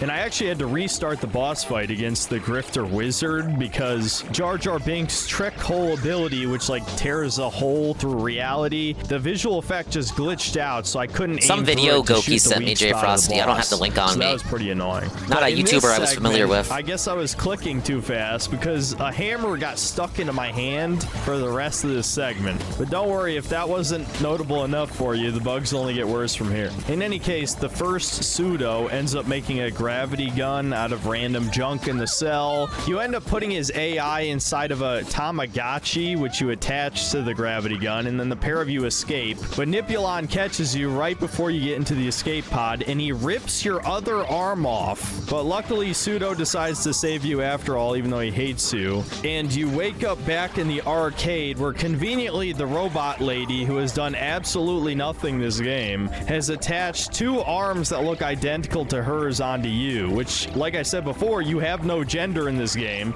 So if you're a man playing this, which is going to be 99% of the audience, you now have 2 pink robot arms. Yeah, that's just the cherry on top of the shit robot cake. arms sound cool to Anyway, me. We got to get a move on. So now we got 2 more bounty targets, the first of which is a famous actor who supports removing the rights of humans. But before I killed him, I decided to explore around the sandbox a little bit. I'm not going to talk about this in detail. There's really not much to talk How about. long is the game? This Instead indie of the game gave him levels 40 minutes of being material sort to of work mini with. semi-linear sandboxes like the first game, all of the missions in this game are ultra-linear movie game segments like I mentioned before, but now there's 3 mini sandboxes to explore and get Look, a just bunch dye of your optional arms, treasure like Sonic. chests. Yeah, I would much rather the levels be a little bit more open and have half as many cutscenes, if that. But it also means there's a couple little optional activities you can do, like I mentioned the speed dating before. You can also bet on these like combat arena segments, and the reason I even bring this up is because to get to the combat arena, you have to travel inside of a Jewish penis alien that was in the DLC for the first game. I've never seen so many Duffalo up close before. before. Beautiful creatures, wise eyes, all Jewish too. Canonically Jewish creatures, actually. So yeah, thankfully this is the only time these disturbing creatures show up in this game. But yeah, the actual mini game is completely brain doing dead. the post-game rematches of DLC over here. and over again until the guy you bet on wins. Gotta do them Anyway, hard we mode, get no to the damage. actor, and I guess either it's cut content, they ran out of budget, or they really thought this bit was funny. But you just straight up kill the actor instantly with little fanfare, and his conjoined twin, who's a lawyer, decides to join your cause to protect human rights. Listening to this chud because he doesn't want to die. Well, he was going after Crimson Desert earlier. He doesn't have the review done yet. It has to be 2 weeks for the review. But he was talking about how it doesn't have a good gameplay loop. Like, he talked about the depth of the gameplay loop, how, like, simpler games with more simplistic mechanics are better because less is more. So he compared a 3D platformer indie game that he played that had nothing to it versus Crimson Desert, which has too much going on, and then talked about how, like, games like Crash and Spyro, Ratchet and Clank and Jak and Daxter are better because they have simplistic gameplay loops that know how to hone the player in. It was supposed to be like a prelude to the Crimson Desert review. This is High on Life 2, a game that probably isn't worth defending. But he also doesn't like this game very much. It's because it's leftist, and it's left-leaning. Why did Arlo never review Metroid? Because he's scared to face his own audience. You know this! You know this! That makes sense, at least. And then we're on to our second last target. We have to kill the head of research and development at Rhea Pharmaceuticals, and she's conducting research inside the belly of the giant Loch Ness monster from the earlier mission. It's here that we meet the guy who talks like Jar Jar Binks without the accent. Misa Dr. Jar Jar Binks. Misa the lead scientist on this Hey, I did it. Operating directly No damage. under Professor Hey, Burkle. Toka. Do it. I fucking do it. Hope you're recovering. I'm dying a bit today, so I'm gonna lurk and sleep. Yeah, I'm doing mostly videos today to rest my voice. Yeah. Hard mode Mario bosses right now. Let's get a Toka shout out. Thank you for the lurk, and I hope you have a good rest. Next up is Lemmy. Yeah, everyone wish Toka to get better. There's literally no punchline here. He just talks like Jar Jar Binks. So of course, since this is a video game, there has to be a vor level for whatever reason. So we go inside Nessie's body. We discover that there's ghosts inside of her belly. This is kind of just brushed over. And we discover that the doctor is a dolphin. Yes, this is a Hitchhiker's Guide to the Galaxy reference. So we defeat her in a fairly standard boss battle, but then the fat bitch who was the lover of the environmentalist PETA dude from the cruise mission shows up to protect the dolphin. But there's also a baby Nessie who's a reincarnation of the big Nessie, and she convinces the bitch that the dolphin's evil and was conducting experiments, and then the dolphin kind of just unceremoniously gets eaten by the monster the bitch was riding. I'm skipping over a lot of this mission, especially there's like a whole plot point about Creature, how he used to be one of these scientists before he was horrifically mutated into a Gatlian, but none of that shit matters at all. Now let's get to the final mission where we storm Rhea Pharmaceuticals HQ to kill Nipulon. This ends up just being a really prolonged gauntlet of combat arenas. I'm going to briefly go over where the combat ends up being once you have all of your tools. It's more or less exactly what you expect. All you do is use your Q trick hole ability, shoot some guys a few times, switch to your next gun, use Q again, shoot some more times, switch to your next gun, Q, shoot, so on and so forth. You just rinse and repeat using all of your abilities. By the time you cycle back to your first gun, the cooldown is already over. So the combat becomes just this incredibly brainless mishmash of spamming Q and left click while you're riding around on a skateboard. Now, some people might find that fun, maybe, but honestly, if you want a game where you just ride around on walls and double jump around around and shoot guys, play Echo Point Nova. That is a way better game than this. And there's no stupid-ass comedy routine. There's, like, no cutscenes. It is a much better game. It even has co-op. You can play it with your buddies. Great game. Now, could I go into detail about the gun's functions? Maybe, but there's no point. Every gun functions exactly how you assume based on this footage. There's no complexity. Anyway, you fight your way through the corporate offices. You find out Nipulon is already at the Supreme Court, and Helen, the secretary, who I guess was from the first game, decides to fight you instead. But your homie Gene shows up right in the nick of time and crashes into the building with the whole museum. That's a lot of spiky you balls. Then use the bounty board from the first game to teleport directly into the Supreme Court, and here's where the game got hard locked. So I'm going to explain what happened. Oh, and yeah. I'm Yeah, he brought this up at the start of the video. I fucking forgot. He didn't even beat it. You're not allowed to use he didn't beat the game when you first enter this area. However, for whatever reason, they still allow you to use Knifey. And so me, obviously being tired of all this game's bullshit, I walked up to Nipulon, spammed F, shanked him, and then after some dialogue that played, because obviously they intended the player to try and hurt Nipulon, the game just locked up. The game also saved over this file. I tried deleting the file, but of course the Steam Cloud save saved after I initiated the glitch. So what's actually supposed to happen is that you're supposed to take your seat in the courtroom, and then you can shoot Nipulon, and then it initiates the final boss fight. So of course, after several attempts of trying to fix the glitch, I give up and watch the ending on YouTube. Future Synth here, while I was slacking off and not editing this video, apparently wasn't too bad. Second try was released. And so even though I had already reacted on stream to the ending, I figured I might as well actually play the final boss myself. And yeah, like I said, it's incredibly apparent this game is blatantly unfinished when it was released. On top of there being like a 5-second awkward silence between dialogue lines to initiate said final boss. You definitely can't be doing that. You can't shoot your opposition in the middle of court. Your Honor, it was just the one time. Sorry, it's out of my hands. The court's got a rule in favor of Rhea Pharma. Have a good day, everyone. There's a great lunch spot around the corner. Yes!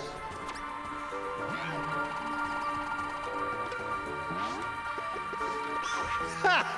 Your primitive human impulses have doomed your entire species. He teleports directly on top of you, force I guess the game was the loading or something, pseudo load screen to make you start tripping out. Yes, this is a clear ripoff of the Far Cry game's hallucination boss fights. Oh, and it's also a repeat of the concept of the boss fight against Nipulon in the first game, and less creative at that. I think I can give the devs a little bit of credit that they actually made the final boss unique, especially compared to all the ones before this. The unique gimmick here is that you have to use every single gun's trick hole ability to get through a series of platforming challenges while you continue tripping out more and more. There's a bit about a streamer playing the game, which is vaguely funny. Characters in the game is talking to you. That's right, I am talking to you. How many hours a week do you do this shit? How many more fights with your girlfriend are you going to have before you finally give up this? All right, man. Okay, this is my job. You're talking to me at, so. Oh yeah? Let's see if you can keep screaming after I start playing copyrighted Beatles. Don't do that. But ultimately, you're just no, it's content ID, content ID, content ID. Skateboard and shooting him while he has a billion fucking health. I think this boss fight took. That's got to be a real streamer that they got to do that bit. So the fight ends with him turning your own arm into the drug and feeding it to you, which results into you transforming into some kind of Cronenberg monstrosity. And then you finally come down from your high, and then the game just sort of awkwardly ends. Despite witnessing you kill a CEO in his courtroom, the judge rules yes, the humans are clearly the good guys, and despite you chimping out killing hundreds of people over the course of the game, including, again, a CEO, a senator, a movie star, you get away with all of it, and the game ends with a huge that way, party what if the third game opens with you facing consequences? Maybe you get sent to jail. That's how the third game opens. Only had 5 minutes of screen time. I don't know. And Jan hits on every single male NPC. It's actually unbelievable how cucked fucked Travis is. It's also revealed that your sister and the girl robot are in love with each other. Yes, there's gonna be a lesbian marriage, apparently, between human and robot. Who even cares at this point? And then the game just kind of ends as you leave the party. The devs then have the nerve to ask you to buy this dog shit, and then indirectly confirm that Microsoft helped fund this game by paying for it to appear on Game Pass. I'll be doing some Easter stuff with the folks this weekend. What an absolutely colossal steaming pile of shit. Honestly, since I had barely remembered the first game, I wasn't sure how much worse this one was. Assuming if I'm doing well. As I was going back through a walkthrough to get some of the footage for this review, Might have to put on the I realized mask. just how much worse this game is, even just as a game. The first game had proper levels with actual exploration and secrets. It wasn't a fucking movie game. Yeah, yes, Happy Good it had Friday a bunch of terrible jokes just like this one, but it still felt like a video game at its core. This is a fucking movie game, or maybe even more accurately, a TV show game. It feels almost episodic. Thankfully, it wasn't sold as an episodic experience, but every single quest feels like a one-off Monster of the Week villain in a Saturday morning cartoon, or actually more accurately, a really shitty Adult Swim animated cartoon, but you get the point. I think at the end of the day, you just have to ask yourself if you want to play the video game version of Rick and Morty Season 6, or whatever the hell they're on now.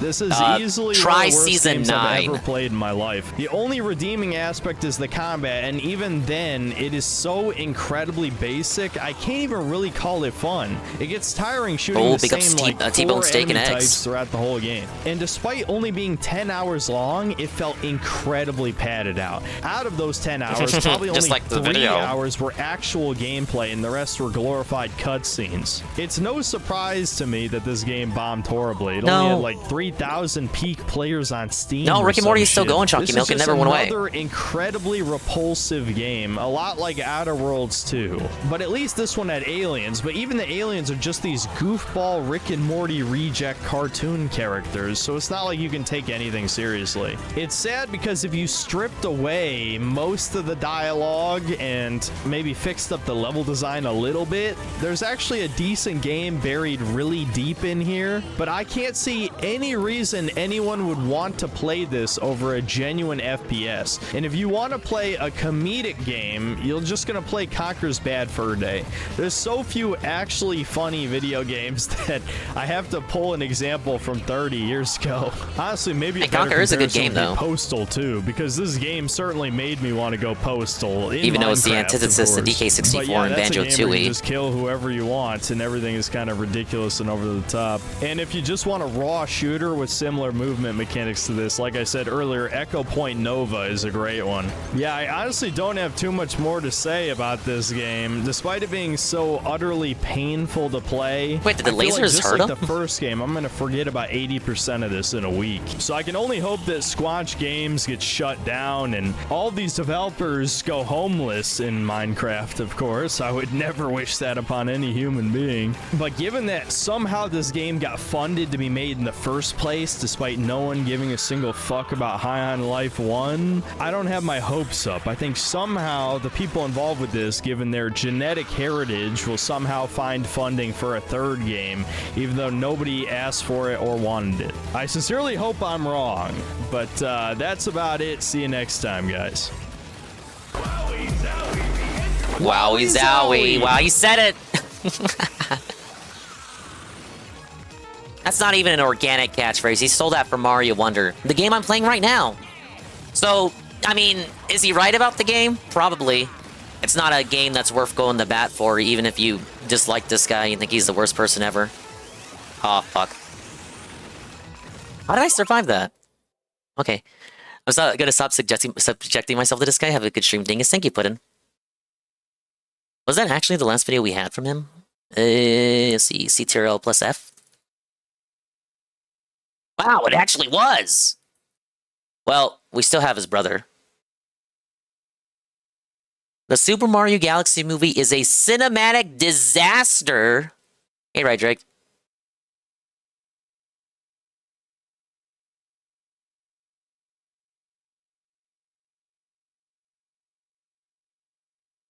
And thank you, right, Drake. Hey, Saber. She's in the full legal name for this game. So the Super Mario full government. Galaxy movie released, and would you be... All right. This is 20 minutes. The brother of Synthetic Man, Lord Frogmire. I don't think he liked it very much. Let's hope you didn't pay for the ticket. So the Super Mario Galaxy movie released, and would you be surprised it's terrible? Who could have guessed that a 2-hour advertisement, which is a sequel to another 2-hour advertisement made by the worst animation company possible, would create a bad movie? Next, you're gonna tell me the movie has no plot at all, just a series of references. Just something you could say about the original quite ironic movie, because Galaxy 1 actually did have a it's story. Even worse here. Not a single character arc to be found anywhere. At least the original movie had some sort of arc for Mario. He was finding himself, becoming a hero. It had a journey, not a good one, but it existed. The references also weren't so rapid. The pacing is just so bad here. Iconic Mario characters and levels get seconds of screen time before we move on to something else. It is a movie crafted from a series of TikTok videos. Perfect for Gen Alpha children. Okay, that all sounds pretty bad, but at the very It's least, got more Odyssey in it than Galaxy 1, I think. collective memory. It doesn't Barely stop anything from all Galaxy over 2. our childhood, right? I want the monkey from Galaxy if 2 to that's show all up. The movie has is appealing to child. Now, as I said last stream, I actually did watch this with Seru and the gang. I found a cam rip, a legal cam rip, of course, and I ordered Seru to play it in honor of the check mark. And look, speaking seriously, is it the best movie ever? Spectacular, amazing, 11 out of 10. Probably not, but I liked it. It'll work for the target demographic that it's aiming for. The kids will love it. Nostalgic toddlers will love it. The critics hate it, but the critics hate it to the point that they're calling it like AI. They say no, wait. Actually, they say it's worse than AI. Vacuous anti-movie, blatant screensaver of a movie, anti-movie. Like, this is obviously exaggeration. Like, it's a fucking kids movie. Now, because it's a kids movie, does that mean it has to be dog shit? No. I hate that kind of logic to kind of sweep for like bad kids media. Kids media used to be good. Just because it's for kids doesn't mean that we have to accept lower standards. Yada yada yada, such and such. But I think like on its own as a product for the YouTube Shorts generation, with the end game intent of getting new kids into Mario who don't know about Mario or don't care about Mario, don't have a Switch, and only consume media through Roblox, the lens of Roblox and their iPad. It'll be good enough. It'll be good. Maybe it'll tear them away from K-pop Demon Hunters for a few seconds. It'll make at least 500 million, I'll say. But you know, Nintendo wanted another billion at least.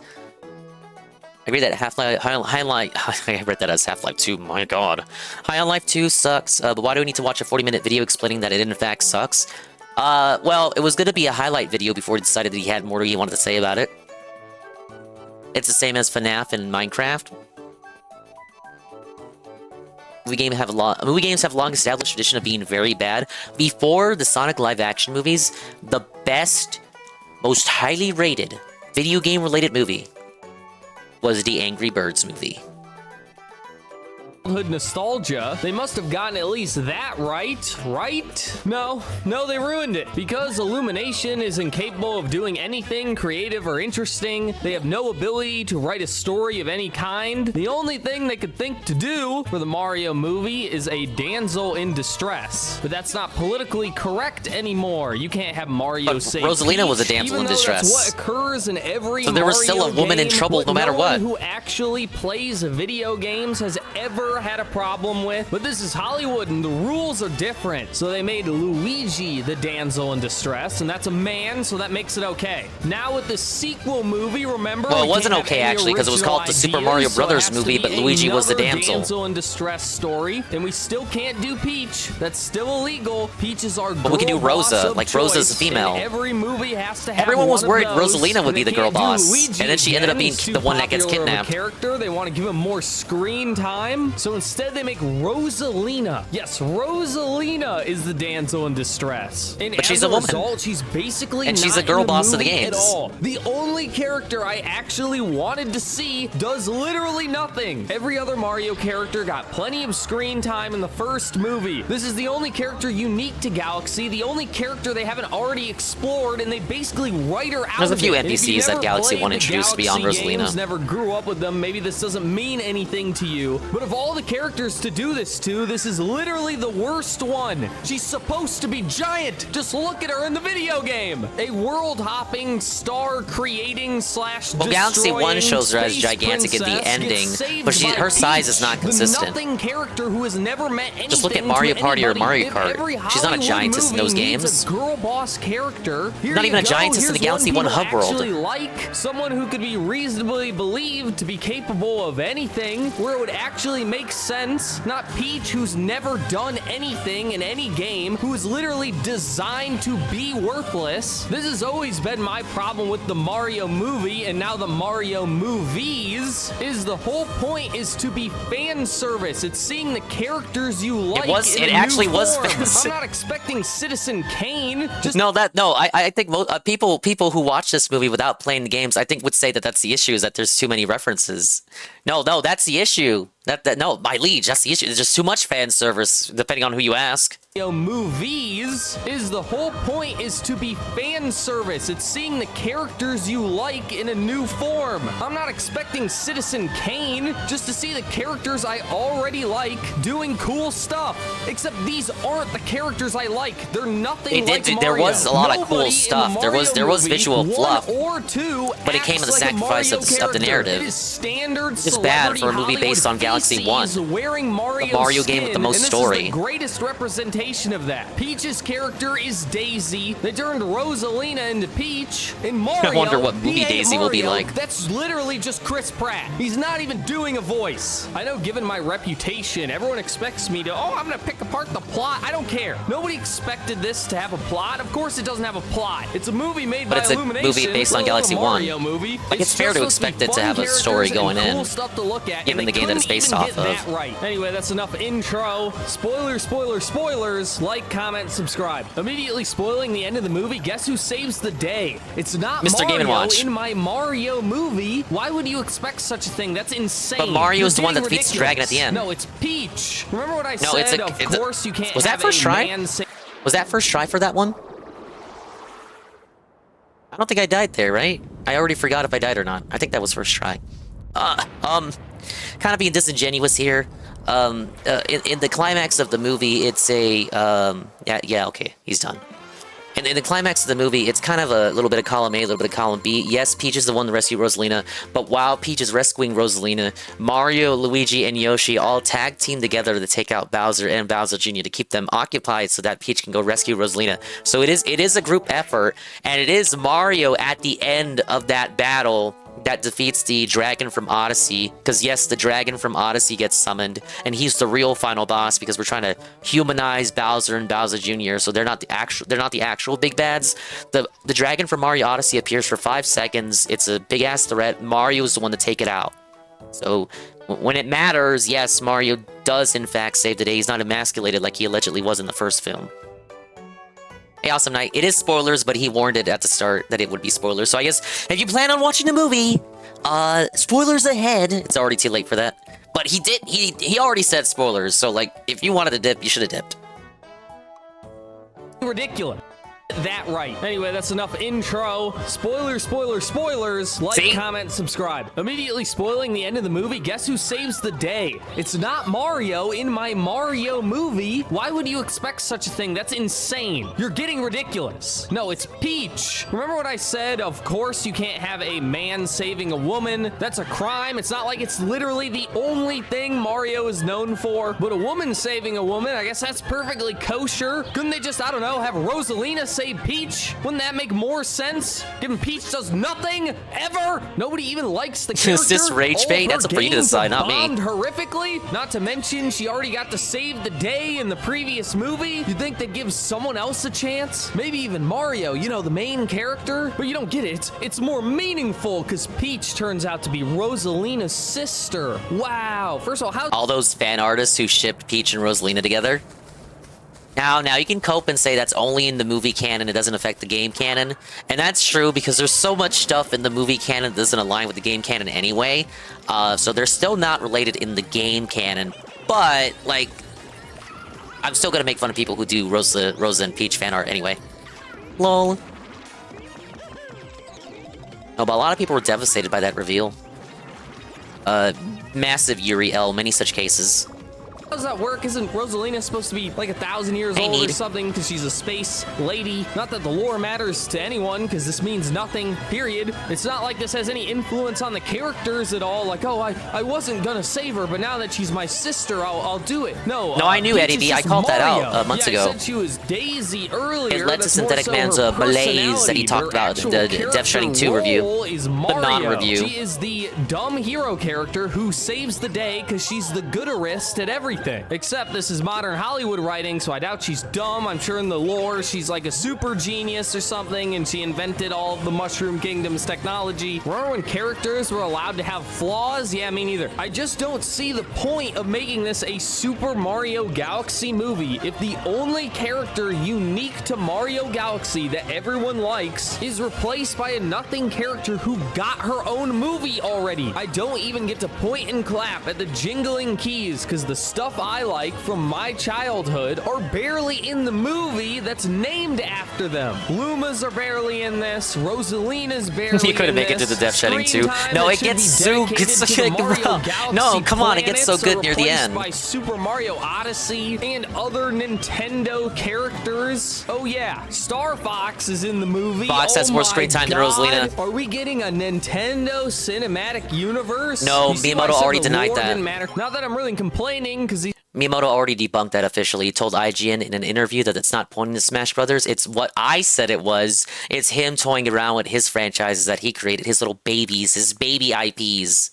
It's him being biased to the stuff that he created. Because there's no, like, we're not going to get a Pikmin movie. Like, come on, you guys. This will be their only opportunity to appear on the silver screen. Okay, hey, Coyote.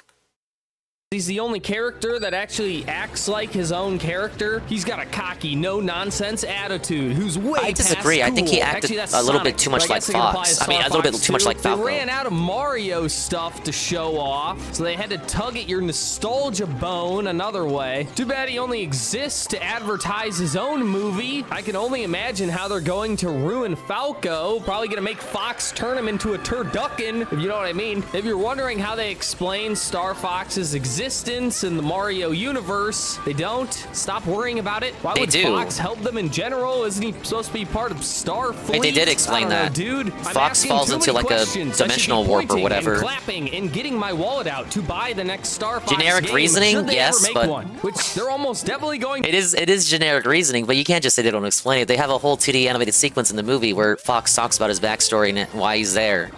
Like, they factually explained why he was there. To make one now with a movie coming out. Too bad the last one was a crime against humanity, so I'm not getting my hopes up. Anyway, back to the movie. Star Fox shows up, and he's like, I'm cool. And then I mean, all Fox the McCloud, not like, Star Fox. Oh my god, you're so cool. You call Samus Metroid? Feel anything. You call Link Zelda, sir? Goblin creatures, and you have to tell them what to think at any moment, or they'll cry. This also applies to the average Nintendo fan. So, we're covering all our bases. He has no other plot relevance to the story. I mean, he flies our characters around, except they should already be able to do that through the Comet Observatory, and you know, the character had no from access Super to Mario it. Galaxy, Rosalina, yeah, he pilots the observatory. Her only job in the game, they gave her nothing. Nothing. Have you noticed this video so far has been kind of eclectic? It's just like, hey, this thing, hey, that thing. Yeah, that's what the movie is. It's just, hey, Star Fox is here. I'll disagree with that. Rosalina got captured. Hey, do you remember Super Mario Odyssey? The only thing I agree with the critic reviews of is that it feels like it was made for the YouTube Shorts generation, and that's true.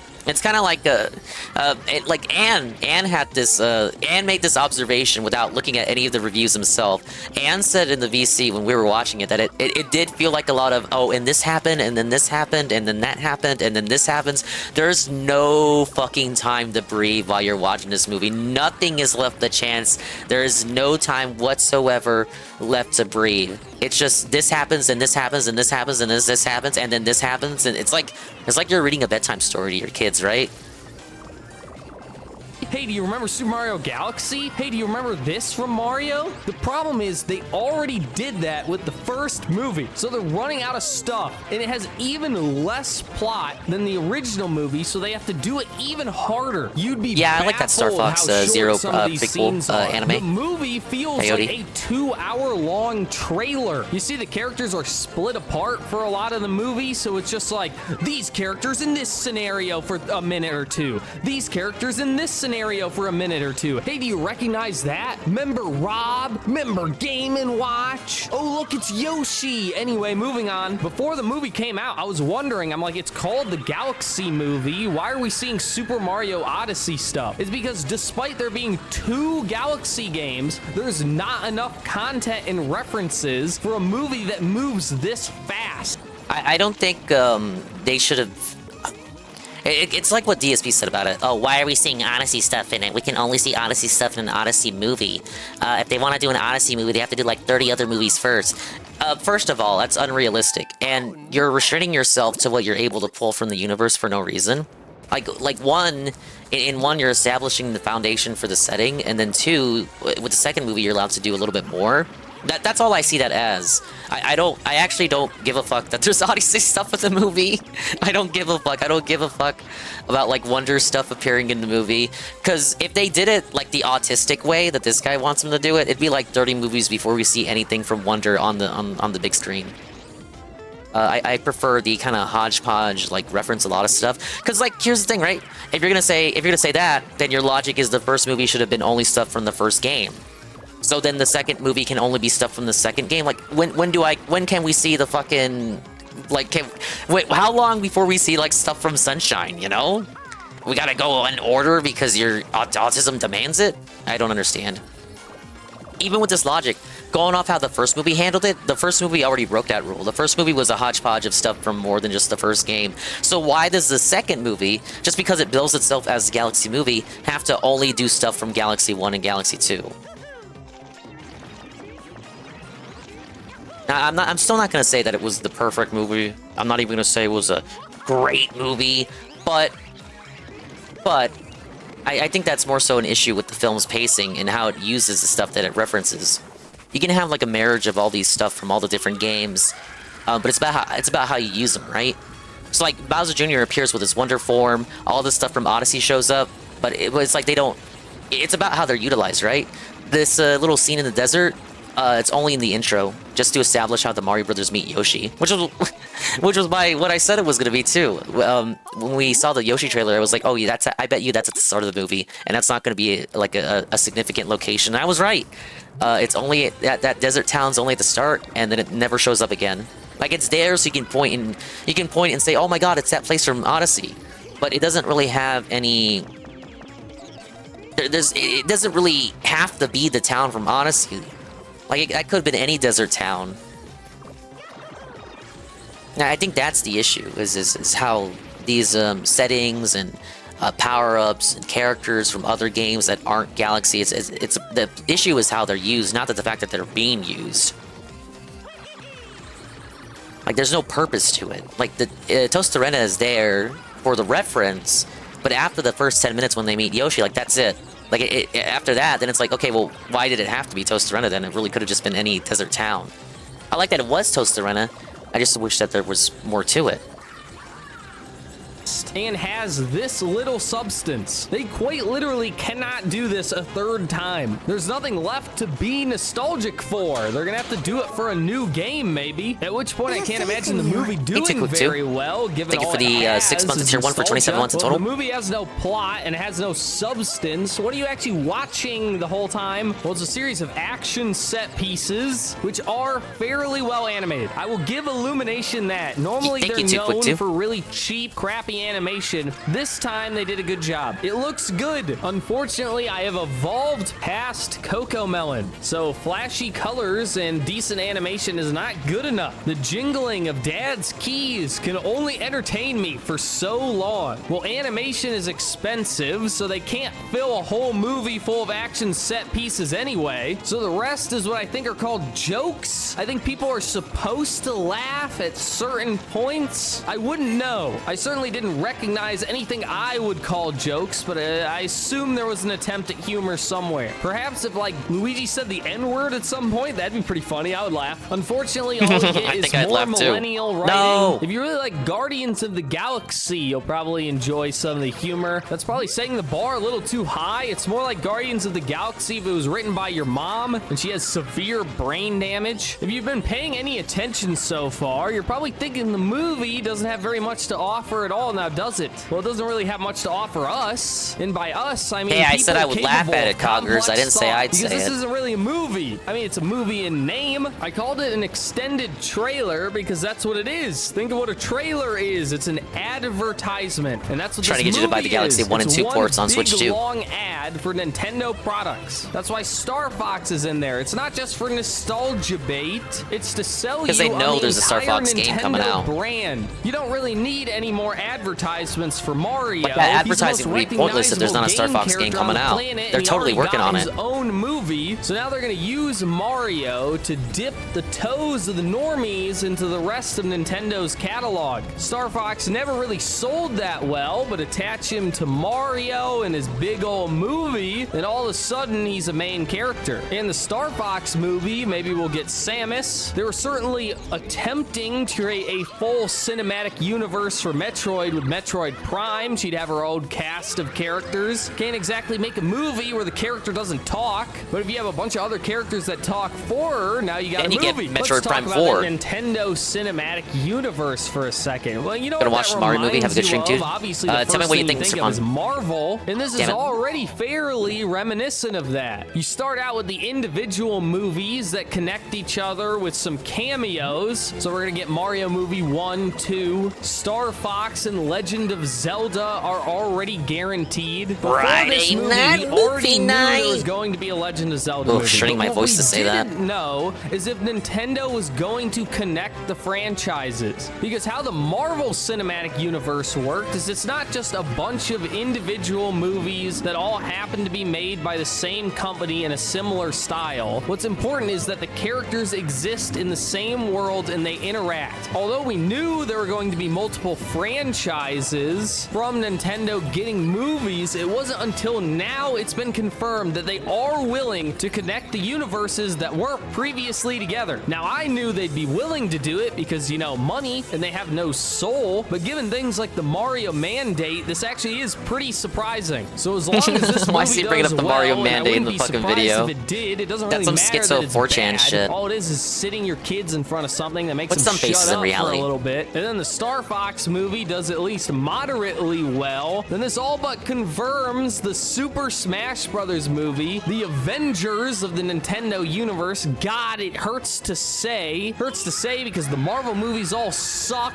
and I hate them. I liked Thanos. He was cool. The thing is, I imagine this turning out You like them because he killed much everybody. worse than Marvel. Because the thing is, comic books aren't that different from movies. I know one moves on its own and the other doesn't, but ultimately, they're just pictures and words. More importantly, it's about telling a story through pictures and words. Video games are an interactive media. It's about gameplay. Stories don't even have to exist. When we're talking about Nintendo games, story is the least important part. In fact, the only story that's present in Mario is Mario saving Peach from the evil Bowser, and it's not in the Mario movie. So that means in order to make a cinematic universe for Nintendo, these directors are going to have to make up completely new stories for beloved characters from a medium they have never experienced and the mandate says Peach has to be the one that saves the day. This cannot possibly turn out well, and it almost never does. There's a reason why video game movies have always had a terrible reputation, and now it's being attempted on a scale that is completely unprecedented. Making one video game movie is hard enough. Now you have to make an entire catalog's worth of them and then then connect them all together, it cannot possibly turn out well. This movie is evidence enough. All they had to do was make a sequel to a movie a lot of dumb people already liked, and they couldn't even manage that. They just rehashed the same thing again, except worse. They can't have one original idea, and you want them to have, what, 8 that it takes to make a full cinematic universe? It's not happening. And if you think they stomped all over Mario's legacy, they're gonna do the other franchises so much worse. And that's even considering the fact that they couldn't even give Mario a Mario voice. I'm already warning you with the Star Fox movie, someone's getting in Fox's foxhole. The Metroid movie, Samus is either going to be a side character in her own movie or they're gonna make her talk, and I don't know Just which say they were is gonna make worse. Fox The gay. Legend of Zelda movie, I'm sure they're gonna do the exact same thing they did with the Mario movie. It's not gonna be about saving Zelda. Sheik is gonna end up completely sidelining Link,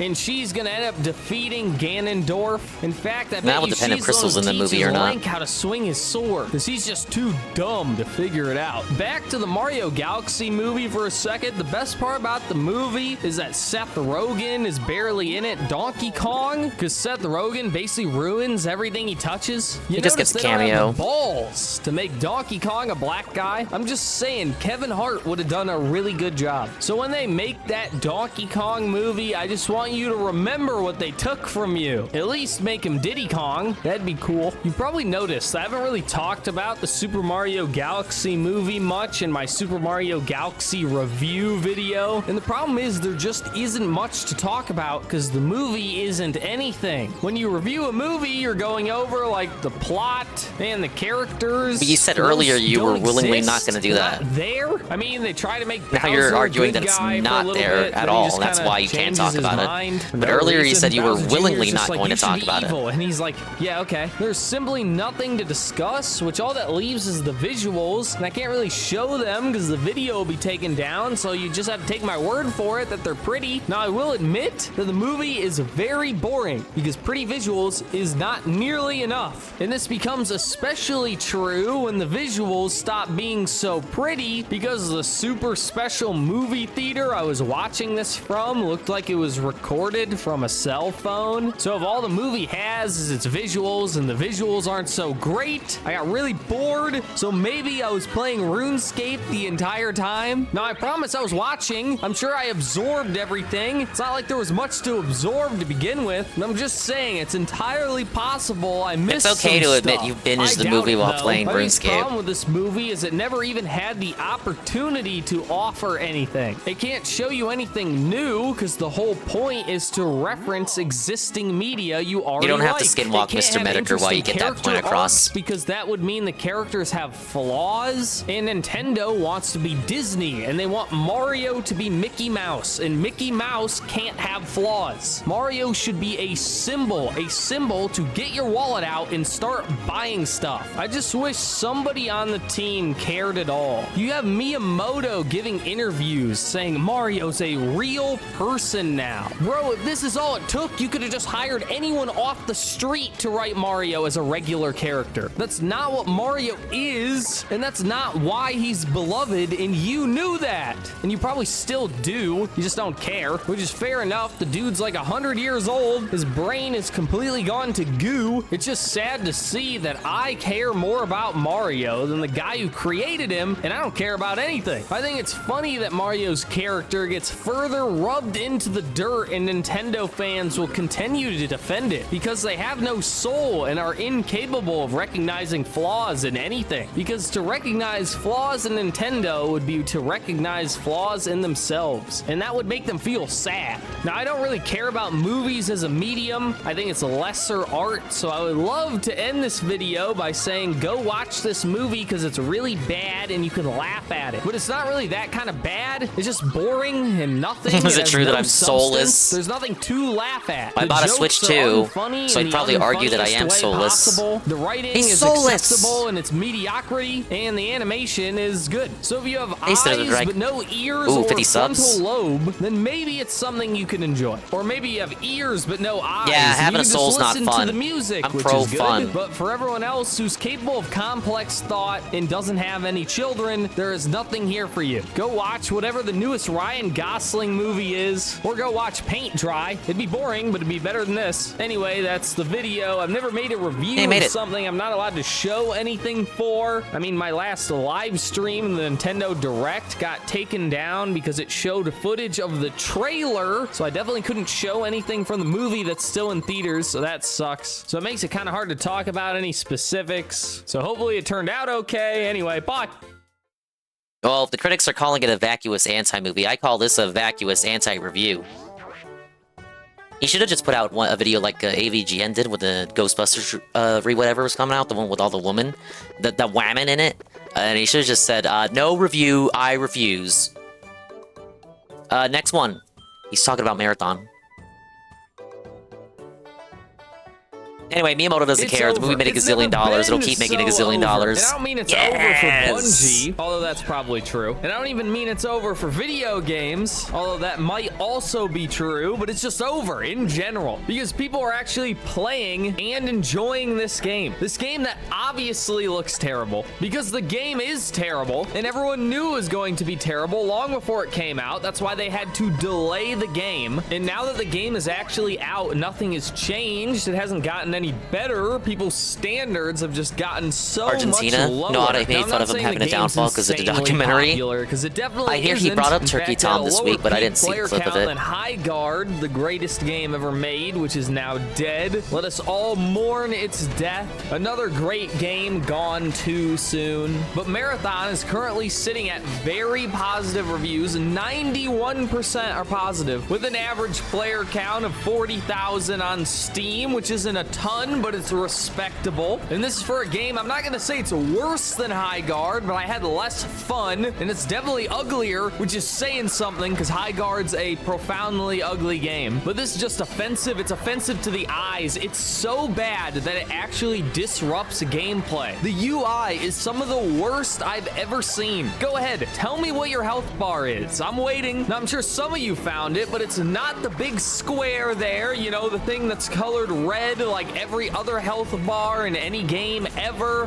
or maybe green. How about lost over to Kino Arc in the Aspen bump because Kino Casino went after Turkey Tom when those allegations came out. Neon that, it's hideous, makes me want to vomit. But the UI, something that a little bit of sour grapes over that arc. Have any color at all, you can barely see it. I'm getting a little ahead of myself though. I've got Look, a little it's too understandable. excited. What are we actually talking about here? This is Marathon. Bungie, you know, that Bungie, Halo, Destiny. I mean, one of those was a good series. A little too harsh. Destiny was playable at some points, but the point is, Bungie was respectable. I'm doing great, Not Sister anymore, Roy. Thank you for asking. Anyone who made that company great no longer works there, and as a result, we get the visual vomit that is their new game, Marathon, an extraction shooter like Tarkov or Arc Raiders, a game where you start with nothing, you enter your little battle royale zone, you run around collecting random garbage, trying to kill or avoid being killed by other players, and once you've collected enough, you extract like out Destiny of the area and and Marathon. sell your loot to improve. Look, I hear Marathon's got an audience. You're probably wondering, good. It's not entirely another High Guard and Concord. A game series Bungie came up with in the 90s. The answer is nothing. None of this is reminiscent of those games. A trilogy of boomer shooters with actual style and substance. You'll find none of that here. In fact, I have no idea why they even want us to be reminded of it in the first place. It's not like anyone's particularly nostalgic about those games. They don't have a huge fan base. Have we just completely run out of ideas that we're stealing everything from anything for any reason? I'm not saying the Marathon games are bad or anything. I'm just saying if you were gonna make another Marathon game, you'd think it would be a Marathon game, not just slapping the IP on some other random genre. Boomer shooter enjoyers most affected by that. At the very least, you think they could have stolen the art style, because the game looks far more like System Shock 1, except a a lot more terrible. No, yeah, Sidza Croy, it's Synthetic Man's brother. And it's neon, in case you're not familiar. Colors. With this game, you get ugly, saturated buildings with generic Unreal Engine ground. Hyper-realism does not mix with your cartoon colors and your Marathon cube enjoyer. buildings. It just looks unfinished. This is a test map. It looks like CPU TFT Orange, the greatest Another TF2 brother? map ever made. But now No, what Synthetic I want Man in and my Frogmire, high-budget like, that's it. AAA It's just- it's video two brothers. game. That's now, it. What I want to say is this wouldn't be so bad if it didn't also affect the gameplay. But the reality is, this is so The reality? bad. This should be you say that enough weird? to make you not want to play Did I the mishear game. that? But as just an extra bit of feces in the pie, it also affects the gameplay. There's a reason why video games make your health bar bright green or bright red. It's because your eye is drawn to highly saturated colors. And your health is important. You want to know what it is, especially when it gets low. Then games tend to do the opposite for background elements. They are low saturation because they're not important. You want characters to stand out against the background. This game, it does the complete opposite. The background is extremely bright. You're getting flash banged by every... No, Arlo's not related to either of them. I'm sorry if you got that misconception. Cube building, and then your health blends into the ground because it's basically transparent. I didn't even know what it was at first. It's doing well, I guess it's not confirmed, but they never talk about him. UI element is important. They never talk about Arlo. Could be this white bar you can barely see. I asked Synthetic Man once he thought of Arlo. He didn't want to answer the question. Visual clarity doesn't even exist in this He was game. like, I don't know. Another example. What I do you don't think fucking this know, man. is? What you're looking at right now? I don't watch his what do you think videos. it is? Don't lie to me. I'll tell you what I thought it was. I thought it I was was a denied light, my like funny a response, sci-fi bitch. lamp of some kind. Well, if you guessed mine, you know, an explosive, you would somehow be right. Not in 10,000 years of looking at this would I have ever guessed that. And it's not just me. I brought in someone else. I don't know, if I was related to Arlo, I wouldn't want to talk about it either. They didn't even know what I was talking about. I have no idea. That's a mine.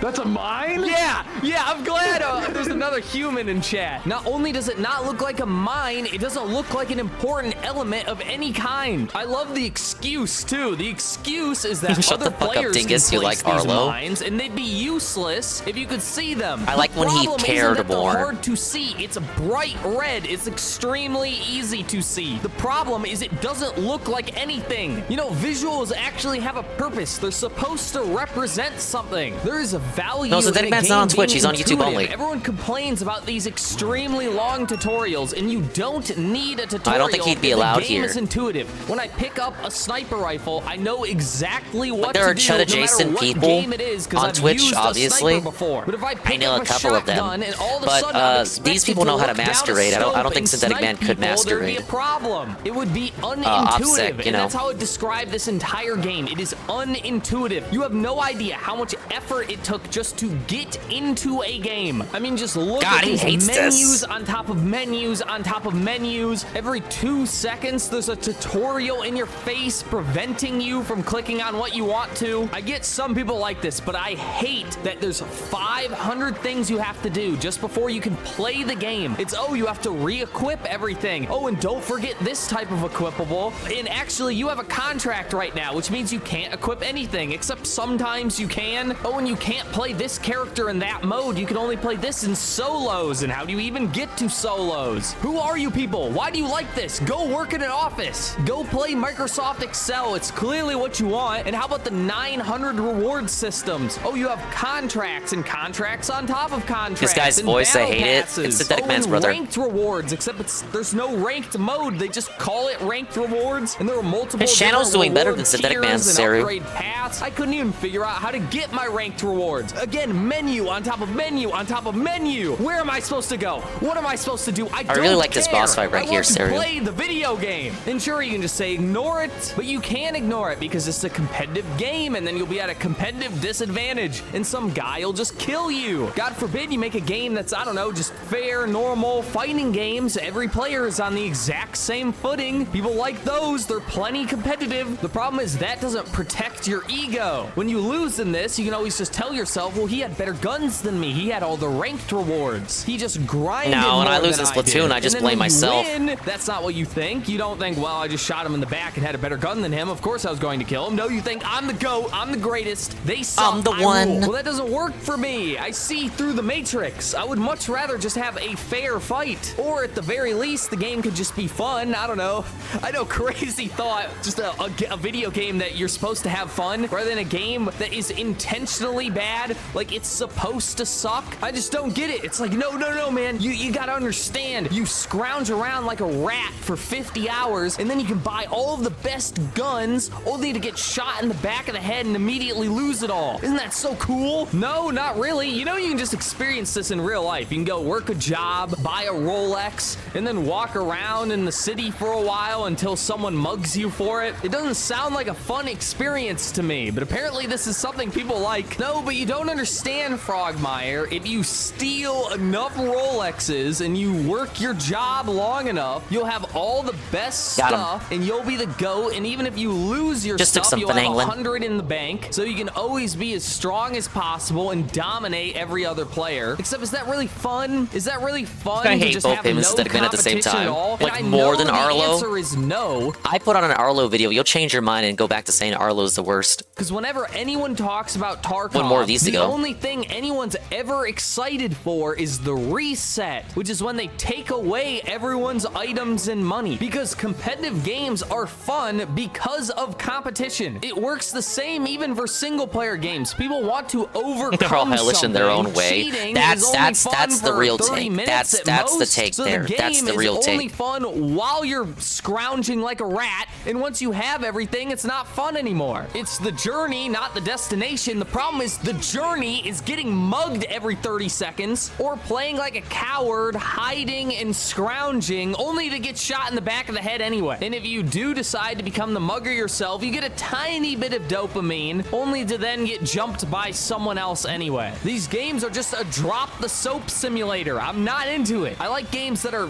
you know, fun. That's enough yapping about the genre as a whole. This isn't a review of Tarkov. It's a review of Tarkov's very deformed child. I'm just saying, even if the game was good, it would be bad, and it's not good. So that's like bad squared. I just realized we're over halfway through the video, and I didn't even talk about playing the game yet. It's just that uninteresting. So what you're actually Same issue doing you is had you with the get movie a review. mission, because there's no reason to play if you're not going to do the missions, since that's the only progression in the game. So you get a mission, you enter your battle royale arena, and you run off to go scan something, because that's every mission. There was one that told me to kill the robots, and those are your PvE enemies. Yeah, it's not like a regular battle royale where the Thank you, bots Chris are Phoenix. hidden. Thank you for the Extraction 110 stream streak. shooters, they're explicit AI enemies like any single player game. Now in this, Welcome there's in. no reason to ever engage with them. There are about 1 million of them. They do 8 billion damage, and anytime you fight them, you're just gonna get shot in the back of the head. Actually, it's not the AI enemies who do 1 billion damage, it's just you have no health at all. Everything deletes you from existence, which is a great dynamic because healing is insanely slow.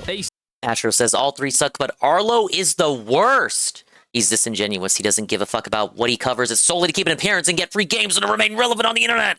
At least the incel bros actually give a fuck about what they rant about, and they can't get sponsorships. So they actually have to pay for the games that they play.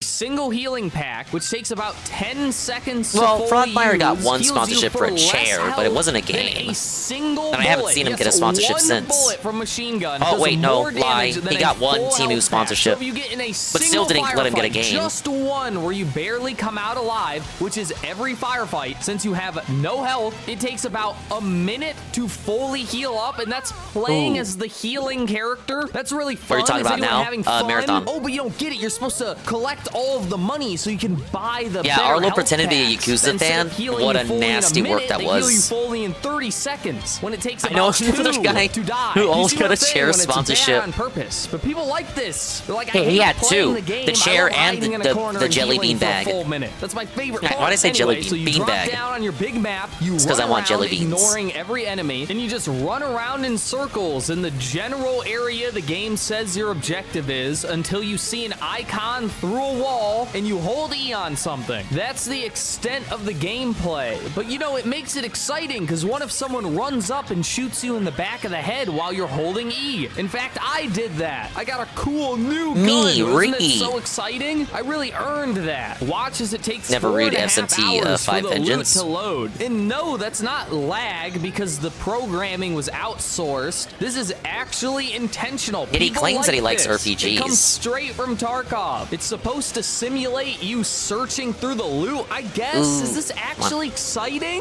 It just gives people more opportunity to shoot you in the back of the head. That's just what people want now. No one wants to actually play with each other, to have a good match, to see who's better. They just want to shoot someone in the back of the head, never interact with them at all. At best, you'll teabag them and insult them over proximity chat. You know, in game design, you often have to make sacrifices. Nothing is just objectively good all of the time. What I don't understand here is you're sacrificing the game being responsive, fun to play, and what you're sacrificing it for is intentionally making the game worse. Am I just too old for this? Maybe too young? Is Sucker Punching Simulator just a really interesting concept to people? I don't know. Anyway, back to the gameplay loop. We've successfully completed our mission. We've looted so much that our backpack is full. Not that I have a backpack, because you have to unlock that. It would simply be too much fun to be able to loot things in your looting game. No, you have to suffer.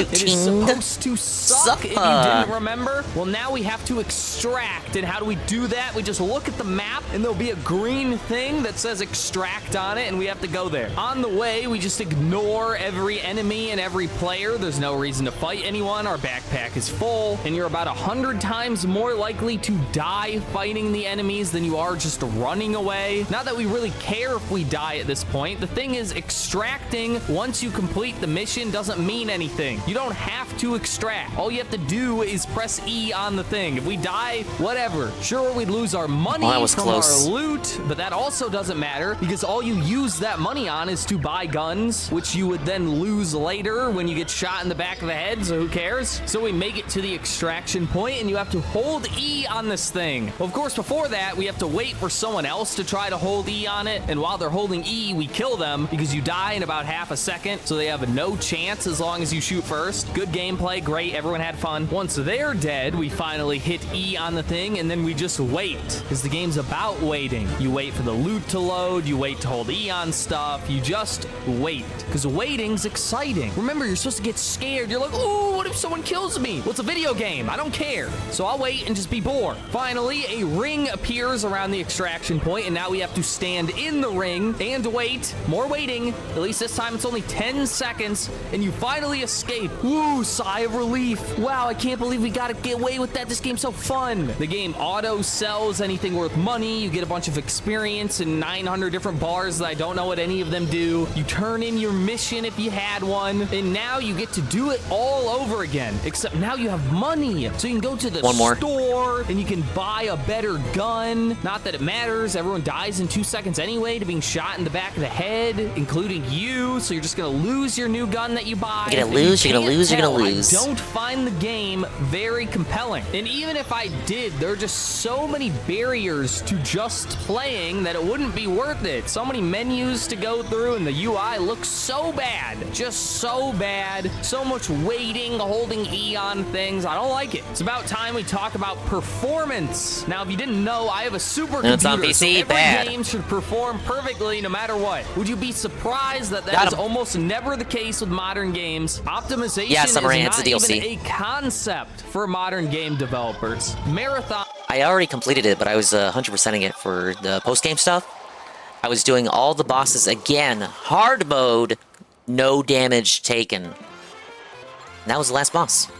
For the most part right now runs fine, but for the first, I'd say, hour of the game, it was lagging pretty bad. Now, given this was a temporary issue, I assume this is a compiling shaders thing. Once the shaders are compiled, not really a problem anymore. As for loading, that's pretty bad. Compiling it's longer shaders. than most games, but that's not really the problem. Somehow they have messed up loading screens. I've never seen a game screw that up before. It's a pretty basic thing. We figured it out a really long time ago. The Legendary Explorer patch. Thing of some kind, something to let you know the game has not crashed. Well, that is much too hard for Bungie. Instead, their loading screens is just a black screen. In any other universe, you would assume the game has crashed. No, it's just loading, and they didn't figure to have anything on screen, not even a still image. That would not be good. You'd probably still assume the game crashed, but a black screen? Any other game, that's a crash. Anything else? No, that's modern game design. everything has to be as bad as possible, even worse than you could have imagined. At no point would I assume the loading screen would be wrong. How do you even mess that up? Speaking of crashing, the game did crash one time. Actually, it's not the game that crashed. Marathon crashed my entire computer. That's a new one. That takes some advanced programming skill. Yeah, I tried to open the cash shop. Bungie God forbid L. I try and give them some money. Of course, I wasn't actually going to give them anything. So I wanted it for the review. But no, I couldn't even look at it. Couldn't even attempt to buy anything. It crashed my entire computer. So if you want my opinion on the monetization, I don't know. You'd have to tell me. I assume you can't buy anything that gives you an in-game advantage. Just skins of some kind. And they're all really ugly because the whole game's ugly. Maybe that was actually the plan. You make the characters hideous, forcing people to buy the skins, which don't look so bad, so they don't throw up. That's probably giving them too much credit, though. The game's probably just bad. All I got to see was a black screen, which, as I said previously, every loading screen is a black screen, so I assumed it was just loading, except it was loading for a really long time, and I couldn't minimize the game. Control-Alt-Delete wouldn't even work. The entire computer gone. Now, if that happened to everybody in every game whenever they tried to enter a cash shop, That's for me in the beta, because an audio issue with Astro make sense where it cuts the game sound out. Could manage this. In conclusion, this game is very bad. I do not like it. I don't even like the kind of game it is. I think the people who like this stuff believe they need to be punished for some reason. I don't know why. I don't know what you did wrong, but in my opinion, games are supposed to be fun. You're supposed to enjoy them. It's a good time. I guess everyone can't have taste, Kappa. Poketopia. That came out. And no, it's Pokopia. It turned out to be pretty good, apparently. Dragon Quest Builders was a good game, so it's not a big surprise. Oh, does he have a Pokopia video? Won't be out for a while because I'm gonna actually try and enjoy this one, unless it's bad, at which point I won't play it for very long. The video will be out very soon. Either way, I'll see you next time. Bye.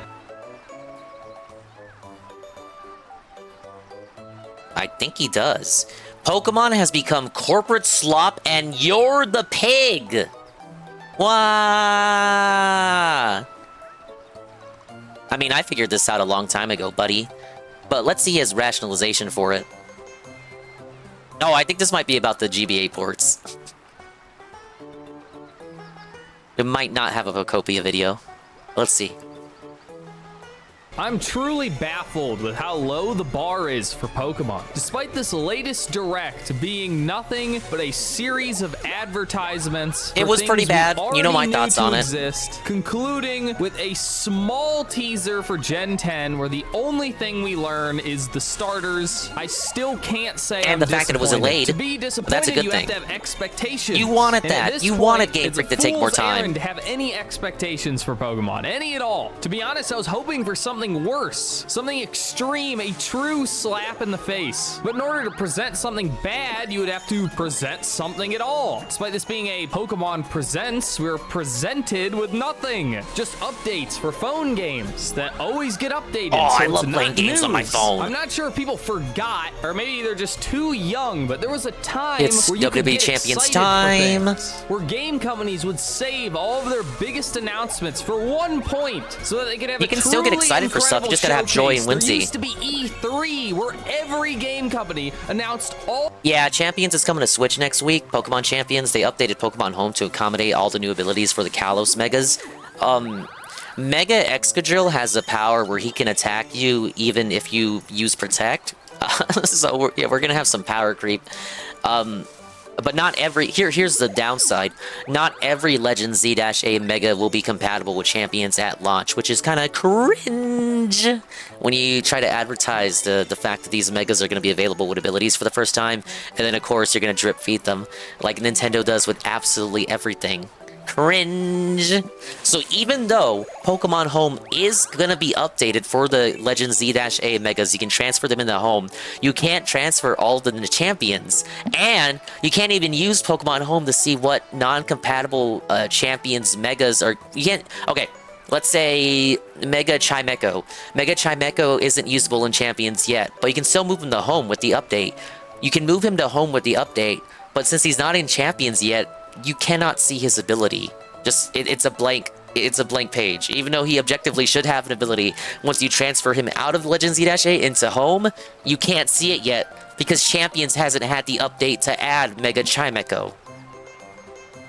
All of of their biggest games at the same time. But the marketing cycle has changed because the people who like that kind of stuff have souls, and the soul lists. Yeah, I think it's like everything. one step forward, Instead, two steps it's back. about Like, why even drip-feeding you bother? as little information as possible, as long as possible. And people eat this up. I don't know how. I don't know how. I don't even know why Champions Champions doesn't have all Pokemon. If the point is to compete with Smogon and other battle simulators, what the fuck is the Don't point? actually care what they're buying. I mean, Pokemon Legends Season ZA, Pass I'm FOMO, sure you know what it sold is. plenty well when the budget of the game was less than they spent on a Super Bowl commercial. If you really need an example of how corporate Pokemon has become, it's not that they spend That was a more bad commercial money for the Super on Bowl from advertising Pokemon. than I'm not they do swooping on for the that. product. It's that they spend more money Getting celebrities on to one say what their favorite singular Pokemon is ad cringe. than they do on the product. Isn't that incredible? And it's the same people who complain about capitalism and we need to do communism. Those Leftism guys is the problem are the ones there. who defend Pokemon. Pokemon recently announced they're re-releasing Fire Red and Leaf Green. That Gen 1 cow still hasn't been milked dry. And no, of It's course Gen it's 3. not part of the Nintendo Online free games. But if they did that, you'd $20 say a you're piece. renting ROMs. $20 for a game that came out 20 years ago, and you can play for free on your phone at any time. People defend this price, of course. Why wouldn't they? The billion-dollar company needs more money. Well, in case you don't understand why people have a problem with this, let me explain it for you. There's a term. I guess the gacha aspect for J Frosty is for people who don't have any Switch Pokemon games, or for people who have one Switch Pokemon game or two but don't have all the Switch Pokemon games, or just to get into a free-to-play Pokemon game but they don't have any Pokemon viable or usable from the Switch games or from home. Because you can still play Pokemon Go and send your Pokemon to Pokemon Home over there, but you would still need a subscription to send them over the champions. It's for FOMO people. People who are like it's like with the Mario Galaxy movie, the points to get new people into Mario. Champions is to try to get new people into Pokemon, and then those new people don't have any Pokemon from any other game to use. So what do? Gotcha. For a product that's useless but claims to solve a problem. It's called snake oil. I would say give me $20 and I'll give you this mixture that if you drink you'll lose weight, but in reality it does nothing. It is just water from my sink. Even back in the day when this was a real thing that happened, it was incredibly obvious that it was fake, and only the dumb would purchase such a product. Yet snake oil salesman is still an insult. They're still known as bad people, and we still hate them. Even if we're not dumb enough to fall for it, it is seen as morally I think he should check out Champions anyway, even if he's playing Fire Red, and rage quit it in one stream. 20-year-old game with no changes, no improvements that you could play for free in better quality. That's another thing too. Yeah, Red Animator's right. The gacha Pokemon and Champions can't be sent back to home. They have to stay within Champions. With all the capabilities of modern emulation is really dumb. And people with better morals than me get fairly angry when you take advantage of people this dumb. Now, personally, I don't care. I think if you're willing to buy it, you probably don't deserve the money in the first place. So that's why I didn't really make a video at the time. But I think the point is the Pokemon Company could diarrhea straight into the hands of the consumers, and they would lap it up and ask for more. So no wonder the presentation wasn't particularly exciting. Pokemon doesn't have to do anything exciting. Why put any more effort in than is necessary? It's just not that kind of company anymore, and it hasn't been for a very long time. I've gone off the rails long enough though. It's time to talk about what's actually in the presentation. A presentation so unremarkable that it's remarkable. The presentation began with a Pokemon themed music player. Music player might be a little bit generous. Why couldn't it have been a mini Game Boy Classic? It doesn't even play just Pokemon music. It can only play specifically music from Red and Blue. Realistify is a furry original fuck, right? Game Boy sound font with probably the premier 45 Pokemon songs, fandom each locale. on an individual cartridge. I know a little bit about You him. cannot lie to me and pretend like anyone's going to use this. Oh, they're gonna buy it. We all know they're gonna buy it. I get it's like a gizmo, a gadget, a gag gift of some kind, but this is comically non-functional. What, you're gonna put in the one song you like, hold it up to your ear for 30 seconds, once and then switch out another cartridge to do it again, you're gonna get, what, 5 minutes at most of entertainment out of this, before you stick it in a corner never to look at it again? This is how we open the presentation. How you know it's gonna be good. How you know the future of Pokemon, the 30th anniversary, You already pre-ordered is this? I gonna did be not. huge. And as you know, you're always supposed to begin and end any presentation with your biggest and best news. And I think they chose correctly, because it's only downhill from here. Next is the announcement of the Pokemon competitive scene. I mean, that would have been better if A it wasn't game just Gen so 1 music. bad, they have to pay you to play it. And I don't mean regular competitive Pokemon. Singles is actually pretty fun, but doubles is miserable. You ever wonder why, despite being the official competitive format, supported with huge events and prizing, isn't in the video games? There are only a handful of double battles in the entire Pokemon series, and it's because they suck. The only reason it's the competitive format to begin with is because it's faster. You can't hold a tournament where 2 stall teams can get to turn 176 and the tournament ends. Yeah, 5 singles weeks 6 on later. 6. It's just not possible. A bit And slow don't for get what me they're started aiming on the for a Pokemon competitive card game. format. I think it's evidence enough that despite being the most popular card game on the planet, nobody knows how to play it because it's a bad game. Speaking of the card game, next they announce something for the Pokemon card game. Yes, something. The bar is so low, people are excited for nothing. We don't even know what it is. They don't say what they're announcing. It has a worldwide release. Is that news? I don't think so. I'm pretty sure it's always been worldwide. Is it just a new pack? If it is, why not just say that? Do you see what I'm saying now, where I want to be disappointed, but there's nothing to even be disappointed in? To announce something bad, you have to at least announce something. You can't just say something may be happening, maybe coming soon, 2026, TM, Mewtwo. I get I'm overreacting a little bit, but come on. Someone else has to realize how ridiculous this is. I don't even care about Pokemon cards. The weird thing is that they also don't care. After that, we get 6 mobile They game don't care because they already announcements in a got your row. money. 6 just updates to all of their Yeah, like every other existing mobile Pokemon games. Direct. You know, I think someone made a video reviewing all the Pokemon mobile games. I wonder how bad they are. Pokemon XD is announced, coming to Nintendo Online. Impossible for Fire Red and Leaf Green, but at least we get XD, the superior game. Although No if home you're gonna compatibility. replay, I would suggest playing Pokemon XD DX, a ROM hack that adds a bunch of new Shadow Pokemon, new abilities. Great time. Though you'd have to emulate it for free. Oh no! How will you sleep at night? Next, we get reminded of the Fire Red Leaf Green $20. This isn't an announcement, it's just an advertisement we're willingly watching because we're dumb. They make sure to remind you the big selling point. Well, you're though, willingly that your watching an Pokemon can be advertisement from the moment you turn on the transferred Direct. from Fire Red and Leaf Green into Pokemon Home, Pokemon's premium subscription service that you would have to Yep, pay a reason for to use it over Nintendo emulation. Online to use. Oh, but it comes Nintendo's with a premium toll. subscription service. Also, you can get your guys into Pokemon Champions. I can't wait for it to be mandatory to make a competitive Yeah, team Missile to Cry if I buy try to Fire emulate Red, Leaf XDDX Green, maybe. train them in that game, buy Pokemon It struggled with Online, certain buy PS2 Nintendo games, like that Online, Snoopy game. transfer them over, all just to bully small children in a I'd have to baby mess around game with over settings. the internet. We get a small trailer for Pokemon Champions, except it's not really a trailer. It's more like an ad where it shows a bunch of actors pretending to be excited about something. The That's real when I truly started information crashing you out with the actually Direct, learn when they started outside doing of the that shit. presentation and the supplementary material. And I'm sure everyone expects me to be all upset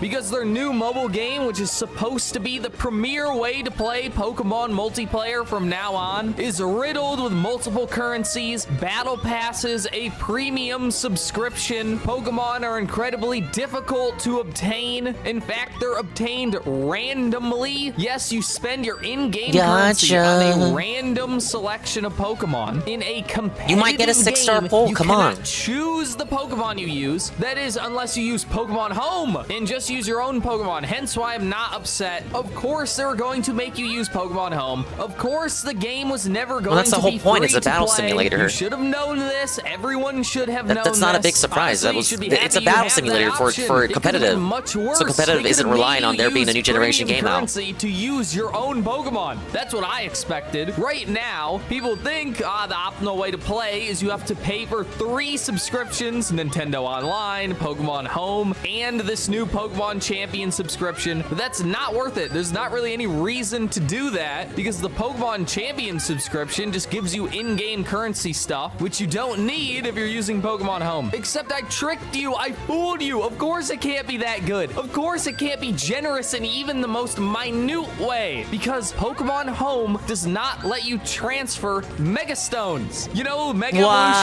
the big thing. So you gotta get Mega Stones within Champions. champions. What are insanely OP in a competitive game, they would be mandatory. And it is confirmed that Emborite, that's 1 Mega Stone at the very least, is on the paid track of the Battle Pass. So you do, in fact, in order to play competitively, have to pay for Pokemon Home, Nintendo Online, and But can't you get Emborite from Legend Z-A? Premium subscription Oh, but you can't put it thing. into And this Champions. is only what we know now. The game hasn't even come out yet. Mobile games are known for charging you every dollar they possibly can, so I'm sure it gets worse, not better. And this is how you have to play competitive Pokemon now. You have no other option. EVs can be changed on the fly in Champions, but I also heard those get reset. If it's a Pokemon Home Pokemon and you mess with the EVs, they get reset after you send them out of Champions.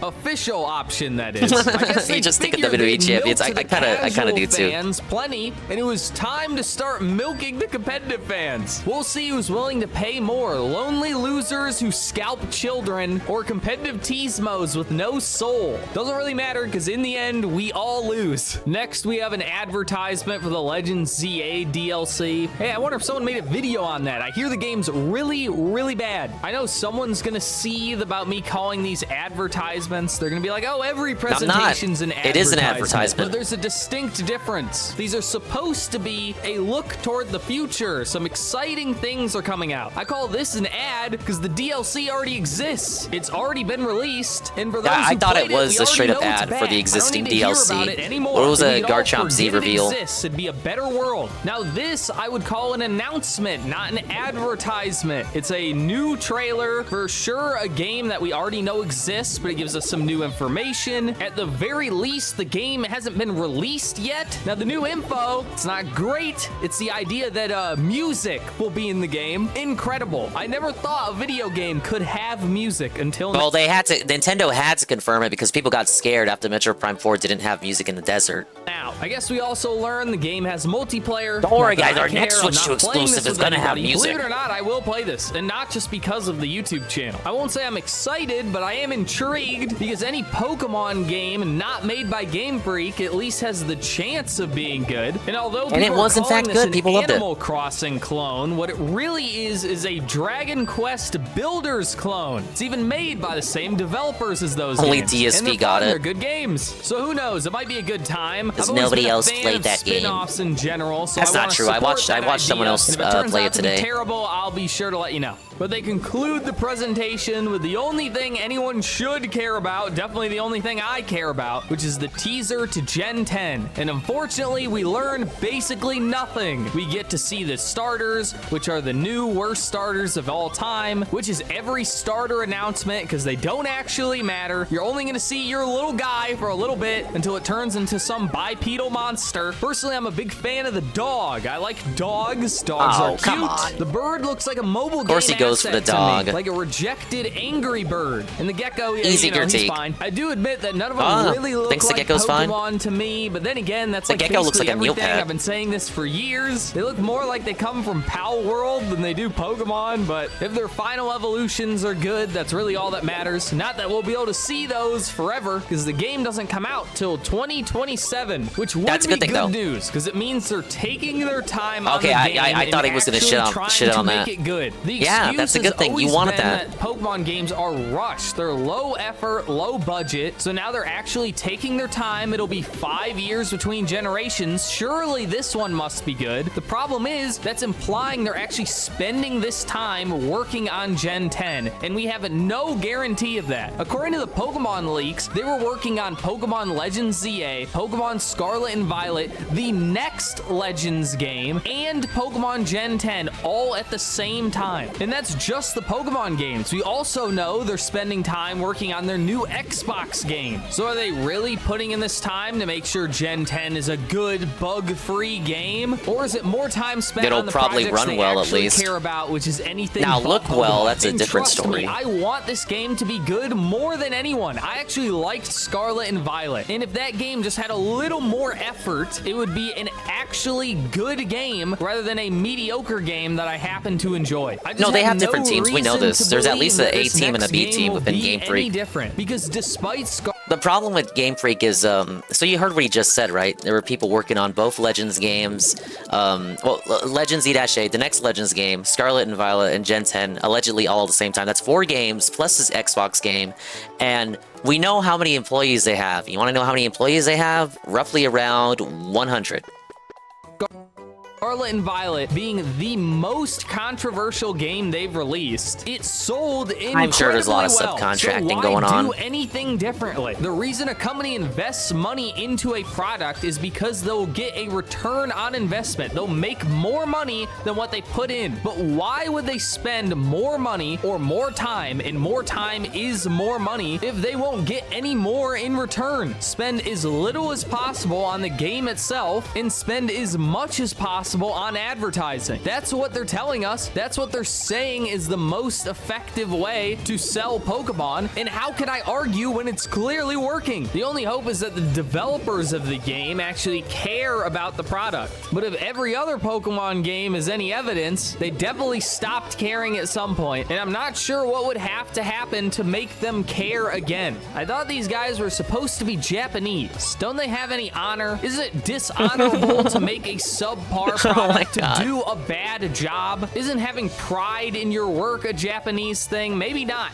Maybe I'm wrong. Maybe it's just not the case. Maybe if we still lived in the feudal At era. least the game looks nicer. It definitely has better graphics than Scarlet and Violet, and we're actually getting to the point where I don't care anymore, where it's good enough for me. I've never been a graphics guy to begin with, but I still like nice things to look at, and Legends ZA and Scarlet Violet were bad enough that it was just ugly. And I know the trailer's being selective. They're only going to show the nicest looking environments, but ZA looked bad even in the trailers. Plus, there's a floating Pokeball in the trailer, so they're not being that selective. So it's finally nice to have a Pokemon game. Maybe that was missed looks in nice. post. I mean, we could have had this a long time ago if they'd be willing to spend a small pittance of their billions on hiring some artists, or maybe even outsource it. It'd be better than what we had, but better late than never. Unfortunately, that's all there is to talk about with Gen 10. That's all we get to know. They revealed the starters and the graphics of the game. I guess we know Slugma will be in the game. That's cool. Based. I like Slugma. But no gameplay information, no story, no characters. We didn't even get to see the new gimmick. Not that the gimmick's gonna be good if the leaks are true. It's just gonna be another Pokemon stronger now for no reason. They really haven't had a good idea since Megas or Alolan forms, if you count that as a gimmick. So No, regional forms is a good idea. I will never shit on regional forms. 2027 is a late 2027, which may be for the best. I'm not ready to be disappointed. And yes, this is a real disappointed, because I actually do think the game will be fun. I mean, it's just so easy. Making a Pokemon game that's good is apparently impossible, but making a Pokemon game that's fun is incredibly easy. It's just such a good formula. That's why it's so baffling that Pokemon Legends ZA is the worst game ever made. But there's still plenty of ways they can mess it up. Maybe this will be the smallest Pokédex yet, where every island is populated with nothing but Rattata and Watchog, and the oceans are filled with Magikarp and Phoebus. Actually, Phoebus is too cool. You'll get Basculin. That was probably Scarlet and Violet's biggest problem, that you would see the same Pokemon everywhere, which is an insane problem to have when there are The Switch 1 couldn't handle 1,000 anymore. Pokemon. And they cannot make the excuse that it's new models and new animations, because Nah, there's it's no all the same way they're fucking remaking models. them all again. We just had Scarlet and Violet, and we just had Pokemon That was the whole Legends idea ZA. with There X is and Y in plenty to choose 2013, from. If making this game future-proof has a models low that they would never Pokemon have to variety, update. I'm going to lose my mind. I have no expectations for the new designs. They're always bad. They'll always be bad. All the good designers left or died. That or they just don't care anymore. As long as one of the starters is good, that's good enough for me. And they've never managed to make 3 bad ones at one time. If I had to guess, they're definitely Well, maybe if you go ruining back the in water time to type. when They Gen just 5 have was the worst revealed. track record of all time. Inteleon and then Quaxaquatl battle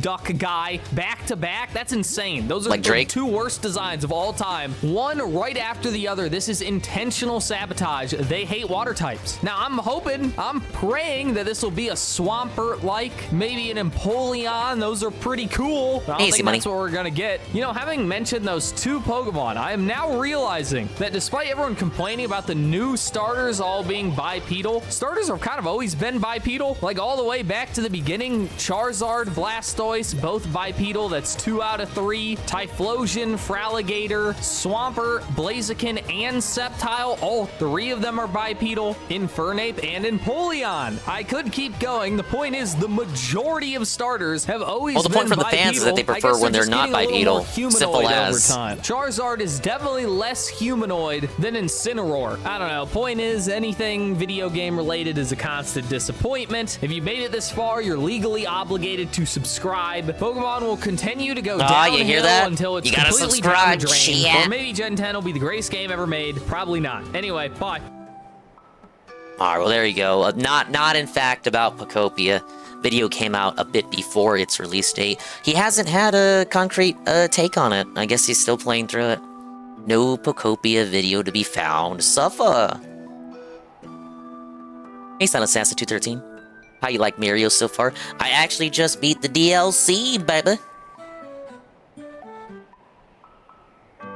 And we're talking fully, for real beat it. No bones about it, beat it. Everything there was to do in the game, beat it.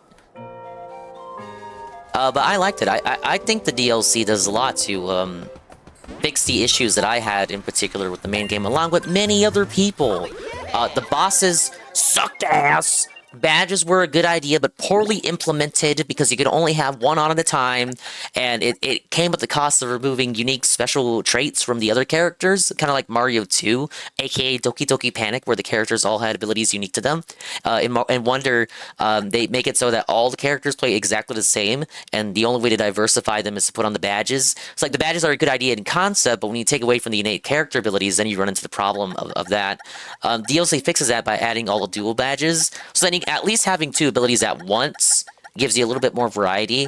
Because it's like, is a good idea. I would want the wall jump climb, or I would want to use the grappling vine, because these are unique context-sensitive things that might come in handy every now and then. But why would you use either of these when you have the boosting spin jump, which gives you the same height as, like, the timed high jump or the floating high jump? Like, at that point, it's like you're choosing just general universal utility over unique abilities, and then it's kind of like, well, why can't I just have 2 of these at the same time? Because it's not like the boosting spin jump overrides, say, the parachute cap or the dolphin kick. And I guess they understood that critique because the DLC now lets you have multiple abilities on at once. So yeah, just like I just said, you can have the parachute cap with the boosting spin jump because they don't override each other. I think something like this, where you have utility for whenever you enter the water, along with utility whenever you're on land, like that's like the new best badge to me. But yeah, I think that was a good idea.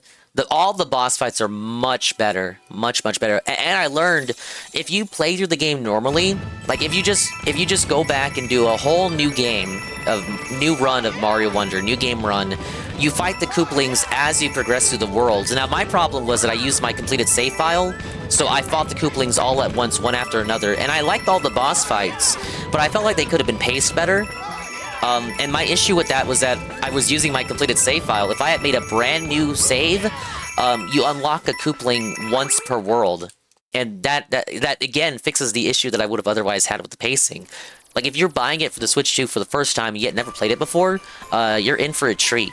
They have one Koopaling boss per world, so now you have a real boss in each world, along with the lame-ass Bowser Jr. boss fights, which are completely memory hold. We're not even going to talk about the Bowser Jr. fights anymore. Everything else added with the DLC is multiplayer related, local multiplayer or competitive multiplayer. I can't fiddle around with it because it needs you to have friends, and I don't have any friends. Why? And even the friends I had that did buy Mario Wonder, they didn't buy the DLC. But I enjoyed my time with it. We still gotta unlock some Rosalina standees. Let's do that right now! Now, guys. Oh my god. Elephant Rosalina. Guys, look away.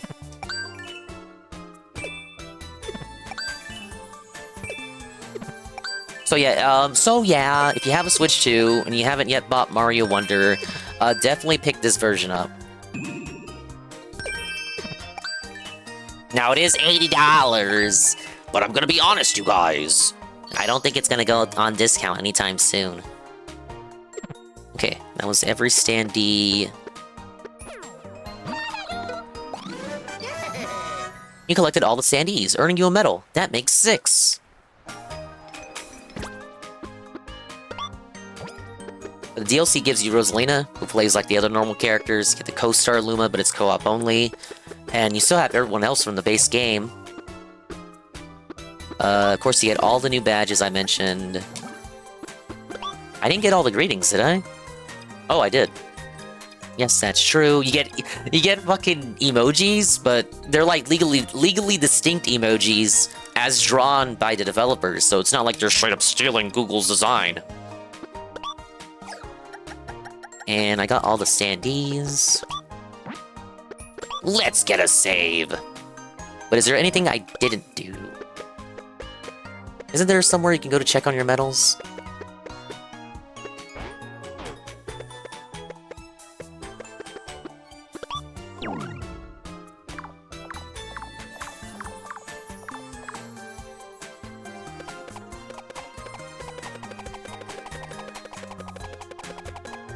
Wait. No check on the florist poplin? Oh, for the flowers. Seems like all I got is the flower gacha.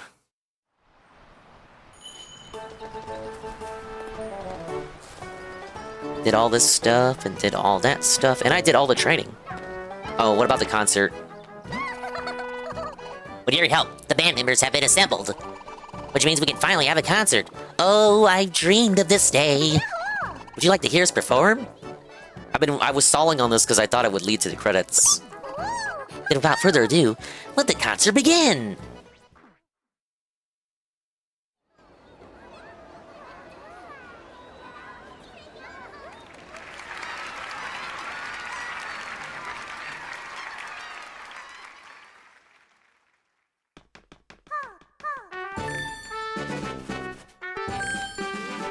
Come on, show me credits. I played too many Nintendo games. I know the credits are coming. Ah, yes, there they are. Well, ladies and germs, Super Mario Bros. Wonder, Nintendo Switch 2 Edition, plus Meetup in Belleville Park. What can you say? Besides everything I just said. No, that was pretty fun.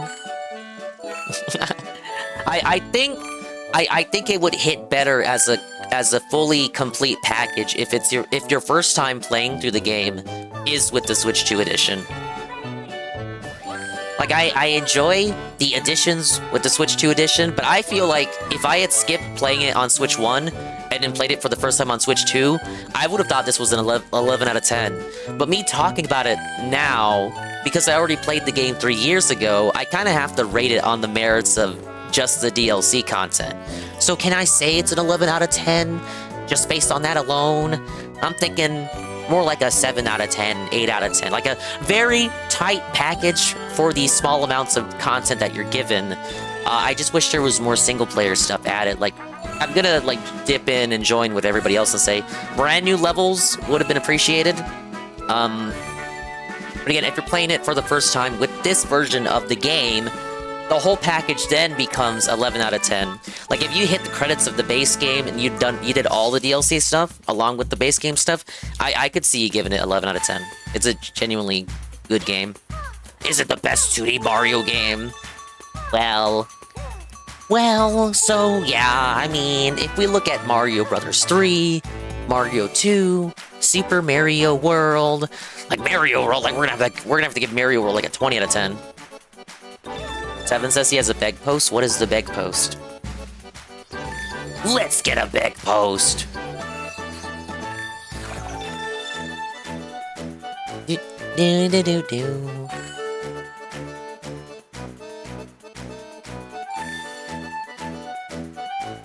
Now that your partner, can we get a gamble style emote or one that you currently have at tier 1? I have the slots emote. I can shuffle it around. It's this one. It's Yoshi at the slots, but only I have it. Oh, it's a bit emote. All right, I can shuffle things around. I like Yoshi smoking. You become partner, the first thing you do is make a baby Yoshi smoke. We're promoting children smoking there, bud. Wah! Cancelled!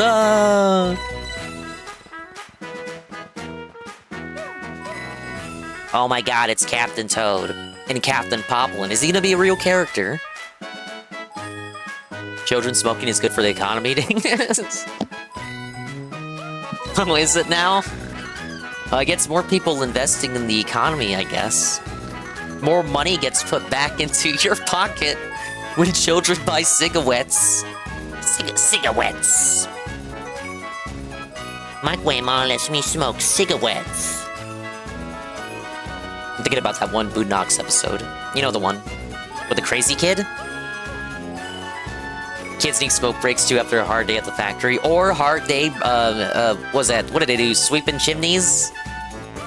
That's what Cog does. What do you think Cog's doing right now? Is he doing anything? Does Cog even exist anymore? Know what I'm saying, know what I'm saying, know what I'm saying? No complaints on my behalf?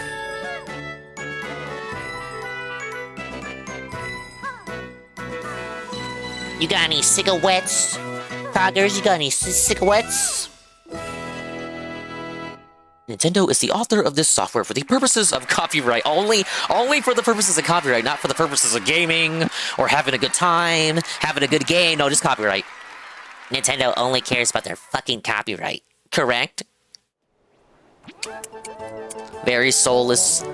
The world you grew up with no longer exists. The Nintendo that you grew up with no longer exists. Give Baby Mario a cigarette? You know, that's really what the Galaxy movie was missing. It was missing Baby Mario smoking him if he got some. And you know he's got it because he's Mario. He's got everything. Baby Mario smokes cigars? Like that, fuck, I forgot his name. The baby from Roger Rabbit. That's what we gotta do to Baby Mario. We gotta turn him into the baby from Roger Rabbit. Shame that guy can't appear in Kingdom Hearts because of the rights and or whatever or something. But also because Kingdom Hearts only cares about New Disney now. 4 is gonna come out, it's only gonna have Moana. Maybe Wreck-It Ralph if we're lucky. And all those other new movies they put out that you don't like. But what if you did like them?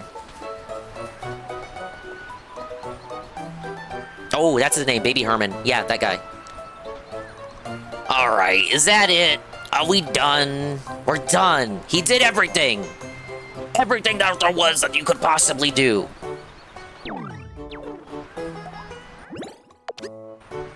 Look, I'm doing a little happy face. Anyway, it's another one off the conveyor belt. Let's check in on Phil. Because I'm not even going to exist until the Daily Wrap for the purposes of resting my voice. Let's check in on Phil. You tried to avoid him by coming here, but I'm making you watch him briefly anyway. I just want to see where he's at. Ow. I'm sorry. Hey, Aqua.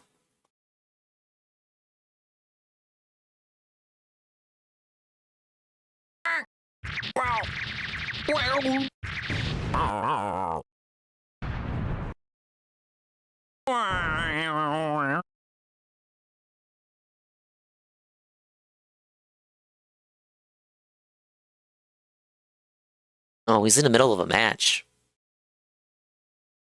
Yeah, that one makes the MSI chug big time if I don't have the app in focus. I like it though.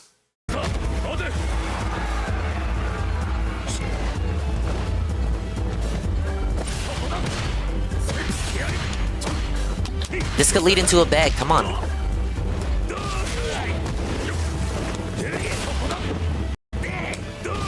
That's it. Just random jump. Fucking bullshit. This game sucks. Ah, 772 and on 200?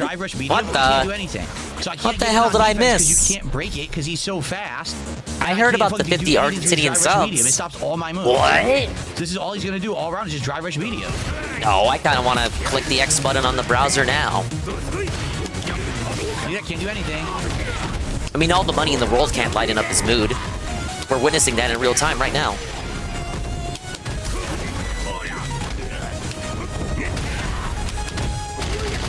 Oh, you're right. A new month did start. No, he was supposed to lose. Ah, it ain't fair, man. Unbelievable. Round 2. Fight.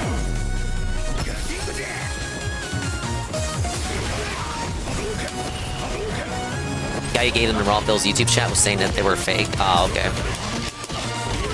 No one told him that yet over on his side? Oh well. That was a parry, didn't come out. Where was mine? Mine wasn't there. I did level 3 super. What? It gave me jab. Yeah, sure, of course. Finally. That's what I did the first Oh, we got his way. fucking game. Let's get a beg. Let's beg for more. Let's hit another goal. Someone tell him it's fake so he can beg. No, don't do that.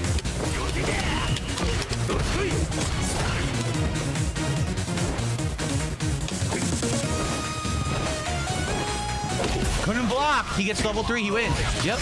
Yep. He wins. Yep. What do you want me to do? What do you want me to do? Like, I tried my best. What do you want me to do? Your game sucks online at 57 milliseconds. It doesn't block down back, so he gets cheap fucking hits. The game is fucking terrible. Fight.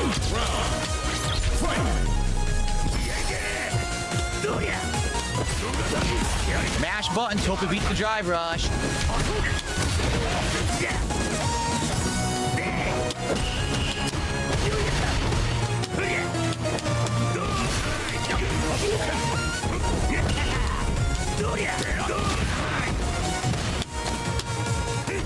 This is him at $700. He's loving life right now. He's gonna love life even more when they tell him about those memberships. Not what I did, of course.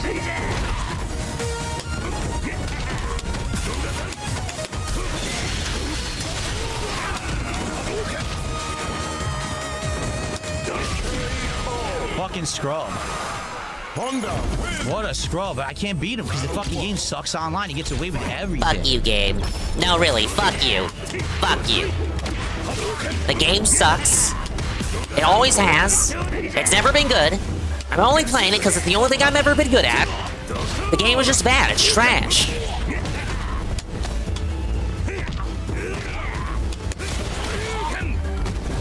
No, just another weird ICS sock.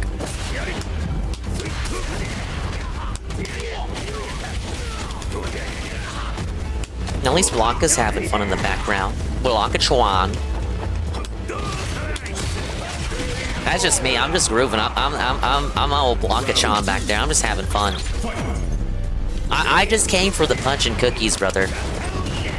I don't know about any of the tech or anything. I never called myself Review Tech USA. Review Tech USA. No, there needs to be a new fighting game guy. New fighting game expert. He reviews all the moves and shit. And he can call himself Review Tech FGC.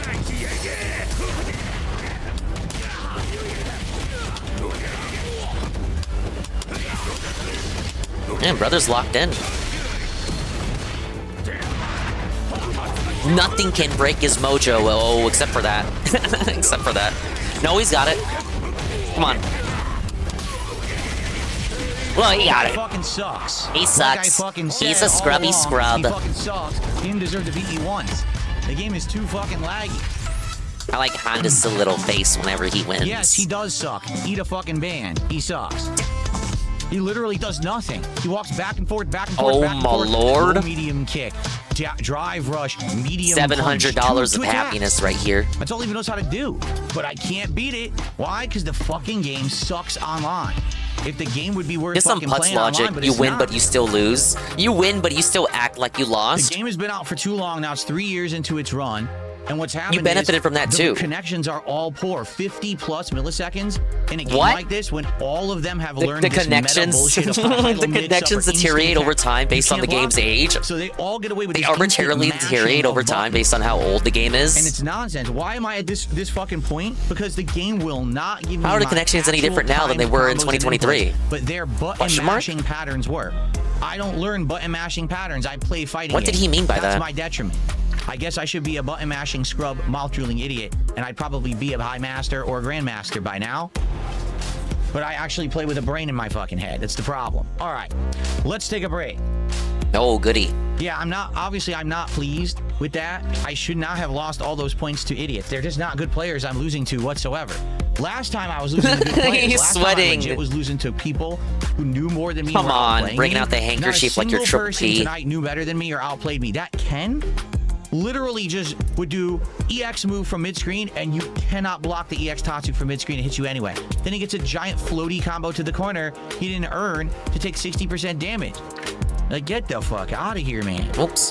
What an awful game. It vanished out of Really, what existence. an I'm awful sorry. game this is now. It's just not pleasant to play at Master at all. Every single time I get hit by something, it's because it's just too fast to actually block and react online. Man, or I the can't game have drops multiple my windows input. open. It's one or the other. Oh well. Trash. Thank you, Jade. I appreciate that. Oh, shut up, Jade. Hop off it. You're splitting my sweat. I'm actually not sweating. My forehead's sticky. No, My wait. forehead is greasy and disgusting. It's my Oh, stupid shut skin. up. I hate it. Oh, My I'm not skin gets sweaty. greasy. I'm My just hair, too, is sticky. like, ugh. Excuse Feeling me? nasty tonight. Because my blood pressure goes up, it gets warmer I'm not in here. I got sweaty, air I'm just conditioner sticky pumping, for but some I'm still reason. hot playing this fucking stupid game. I'm actually not sweating. It's like gross oil. Yuck. So you're hot, sticky, and oily, but you're not sweaty because it's not literal human sweat. It's just the oils trickling down from your scalp onto your forehead. Like, you're just sweaty, bro. You know, sweat doesn't exclusively refer to like literal human sweat. You could be sweaty, it could be like a different fluid. Yeah, I'm frustrated. I want to do better, but how do I do better when I'm losing because the game doesn't give me what I input?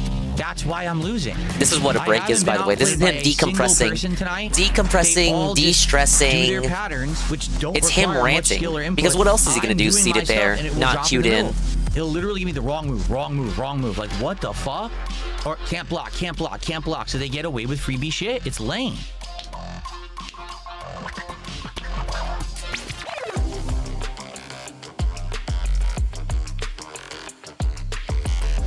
Very frustrating garbage. There's no way to adapt and improvise. I'd have to learn how to cheat because that's what they're all doing. They've all basically studied the meta and they know what you can get away with. They know what you can get away with online. They know that this is fast enough. No one's going to be able to block it on reaction. Even though it's not safe, I'll just keep throwing it out there. And it's nonsense. It's crappy gameplay no one would ever do in a tournament, but they do it because it works online. It's not representative of how this game is played at a competitive level. And we're all staring at it like, what the fuck? No, it's online. Yes, We're when you're not playing at a tournament. You just do EX Tatsus from point blank range in the middle of a match and see what happens. Here's what happened. It blocks, and then you fuck them up. You get a giant punish combo.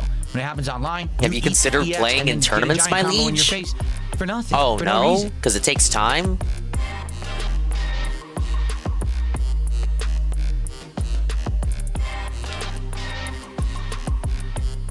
He's desperate to look for anyone to argue with or anyone that agrees with him. All right, let's jump back in. We got another hour of stress, another hour of bad gameplay. It's very frustrating. No, he means bad from the people he's facing, not bad like from him. No. No, he's just talking about the people who he's gonna fight against.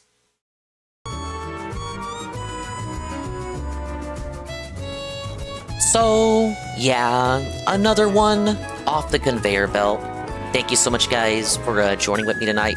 I did say I was going to try to focus on shorter streams as I work to regain my voice. The very last thing that I must recover. Everything else is better. I'm not coughing up lungs. No more headaches. None of that. My eyes are no longer puffy and constantly watery and red and bloodshot. But the voice, we still must dedicate time so the voice can fully come back. Glad you're doing better. I'm glad to be back, and I'm glad I'm doing better. But I'm gonna be responsible, so I'm probably just gonna go brew some hot tea and watch Kino Casino. But I'm gonna send you off to one of the many individuals that I owe back for the positivity that they have shown to me. And I'm gonna pick someone who I have never had a chance to visit ever. Well, I have visited them, but I have never rated them before, is what I meant. Are we done? We are done. Roost, get out. Get out, we're roosting. I still have like 30 Mario Kart songs queued in here. I basically queued up the whole soundtrack. It was meant just for yesterday, but I kind of left the songs in here. They're gonna stay in here until they all play themselves out. I'll be back tomorrow. Maybe, because I originally said if Anne wasn't gonna do anything else, if he didn't mind doing Mario Party for like a partnership celebratory thing, you know, because it's Good Friday, so I figured more people would be home today than usual. But I figured it'd probably make more sense to just do that tomorrow on a, you know, it's Easter weekend and all that. I think if I do something with the folks, it's either tomorrow or Sunday, but it shouldn't interfere with Mario Party anyway. Basically, what I'm saying is I'll be available by the time the prospective start time would be. Otherwise, if that doesn't happen, back Sunday. Happy Easter, guys, if you go out and do stuff with the folks. Happy Easter there. Be safe if you're driving. If you're drinking, have a designated driver there. You know, Jesus never drank, I don't think. His blood is wine, but that's different. That was like a party trick. His little parlor trick, turning blood in the wine there.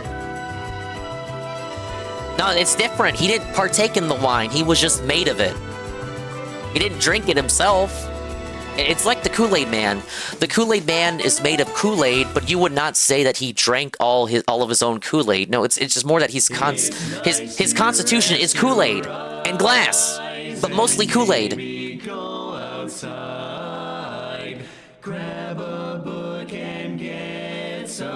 The music wanted me to end the stream already. Thanks for stopping by! Man, you do the 3 to 4 hour streams and your voice is already, like, it already feels shredded. Me trying to talk, I already feel shredded. I can hear it. Ah, well. We got this DLC off the conveyor belt. I'm gonna try to work and get more games done so we can go to the stuff that you asked for. I still haven't forgotten Pokemon XD. Thank you, BR Joe. But so many games to get to, so little time due to my current ailment. So thank you for working with me through all the heaps and hurdles of not just the past week, but the days to come. And thank you for the 65 stream streak, BR Joe. Please come back for more. Okay, is it gonna play the next song? It will! We won!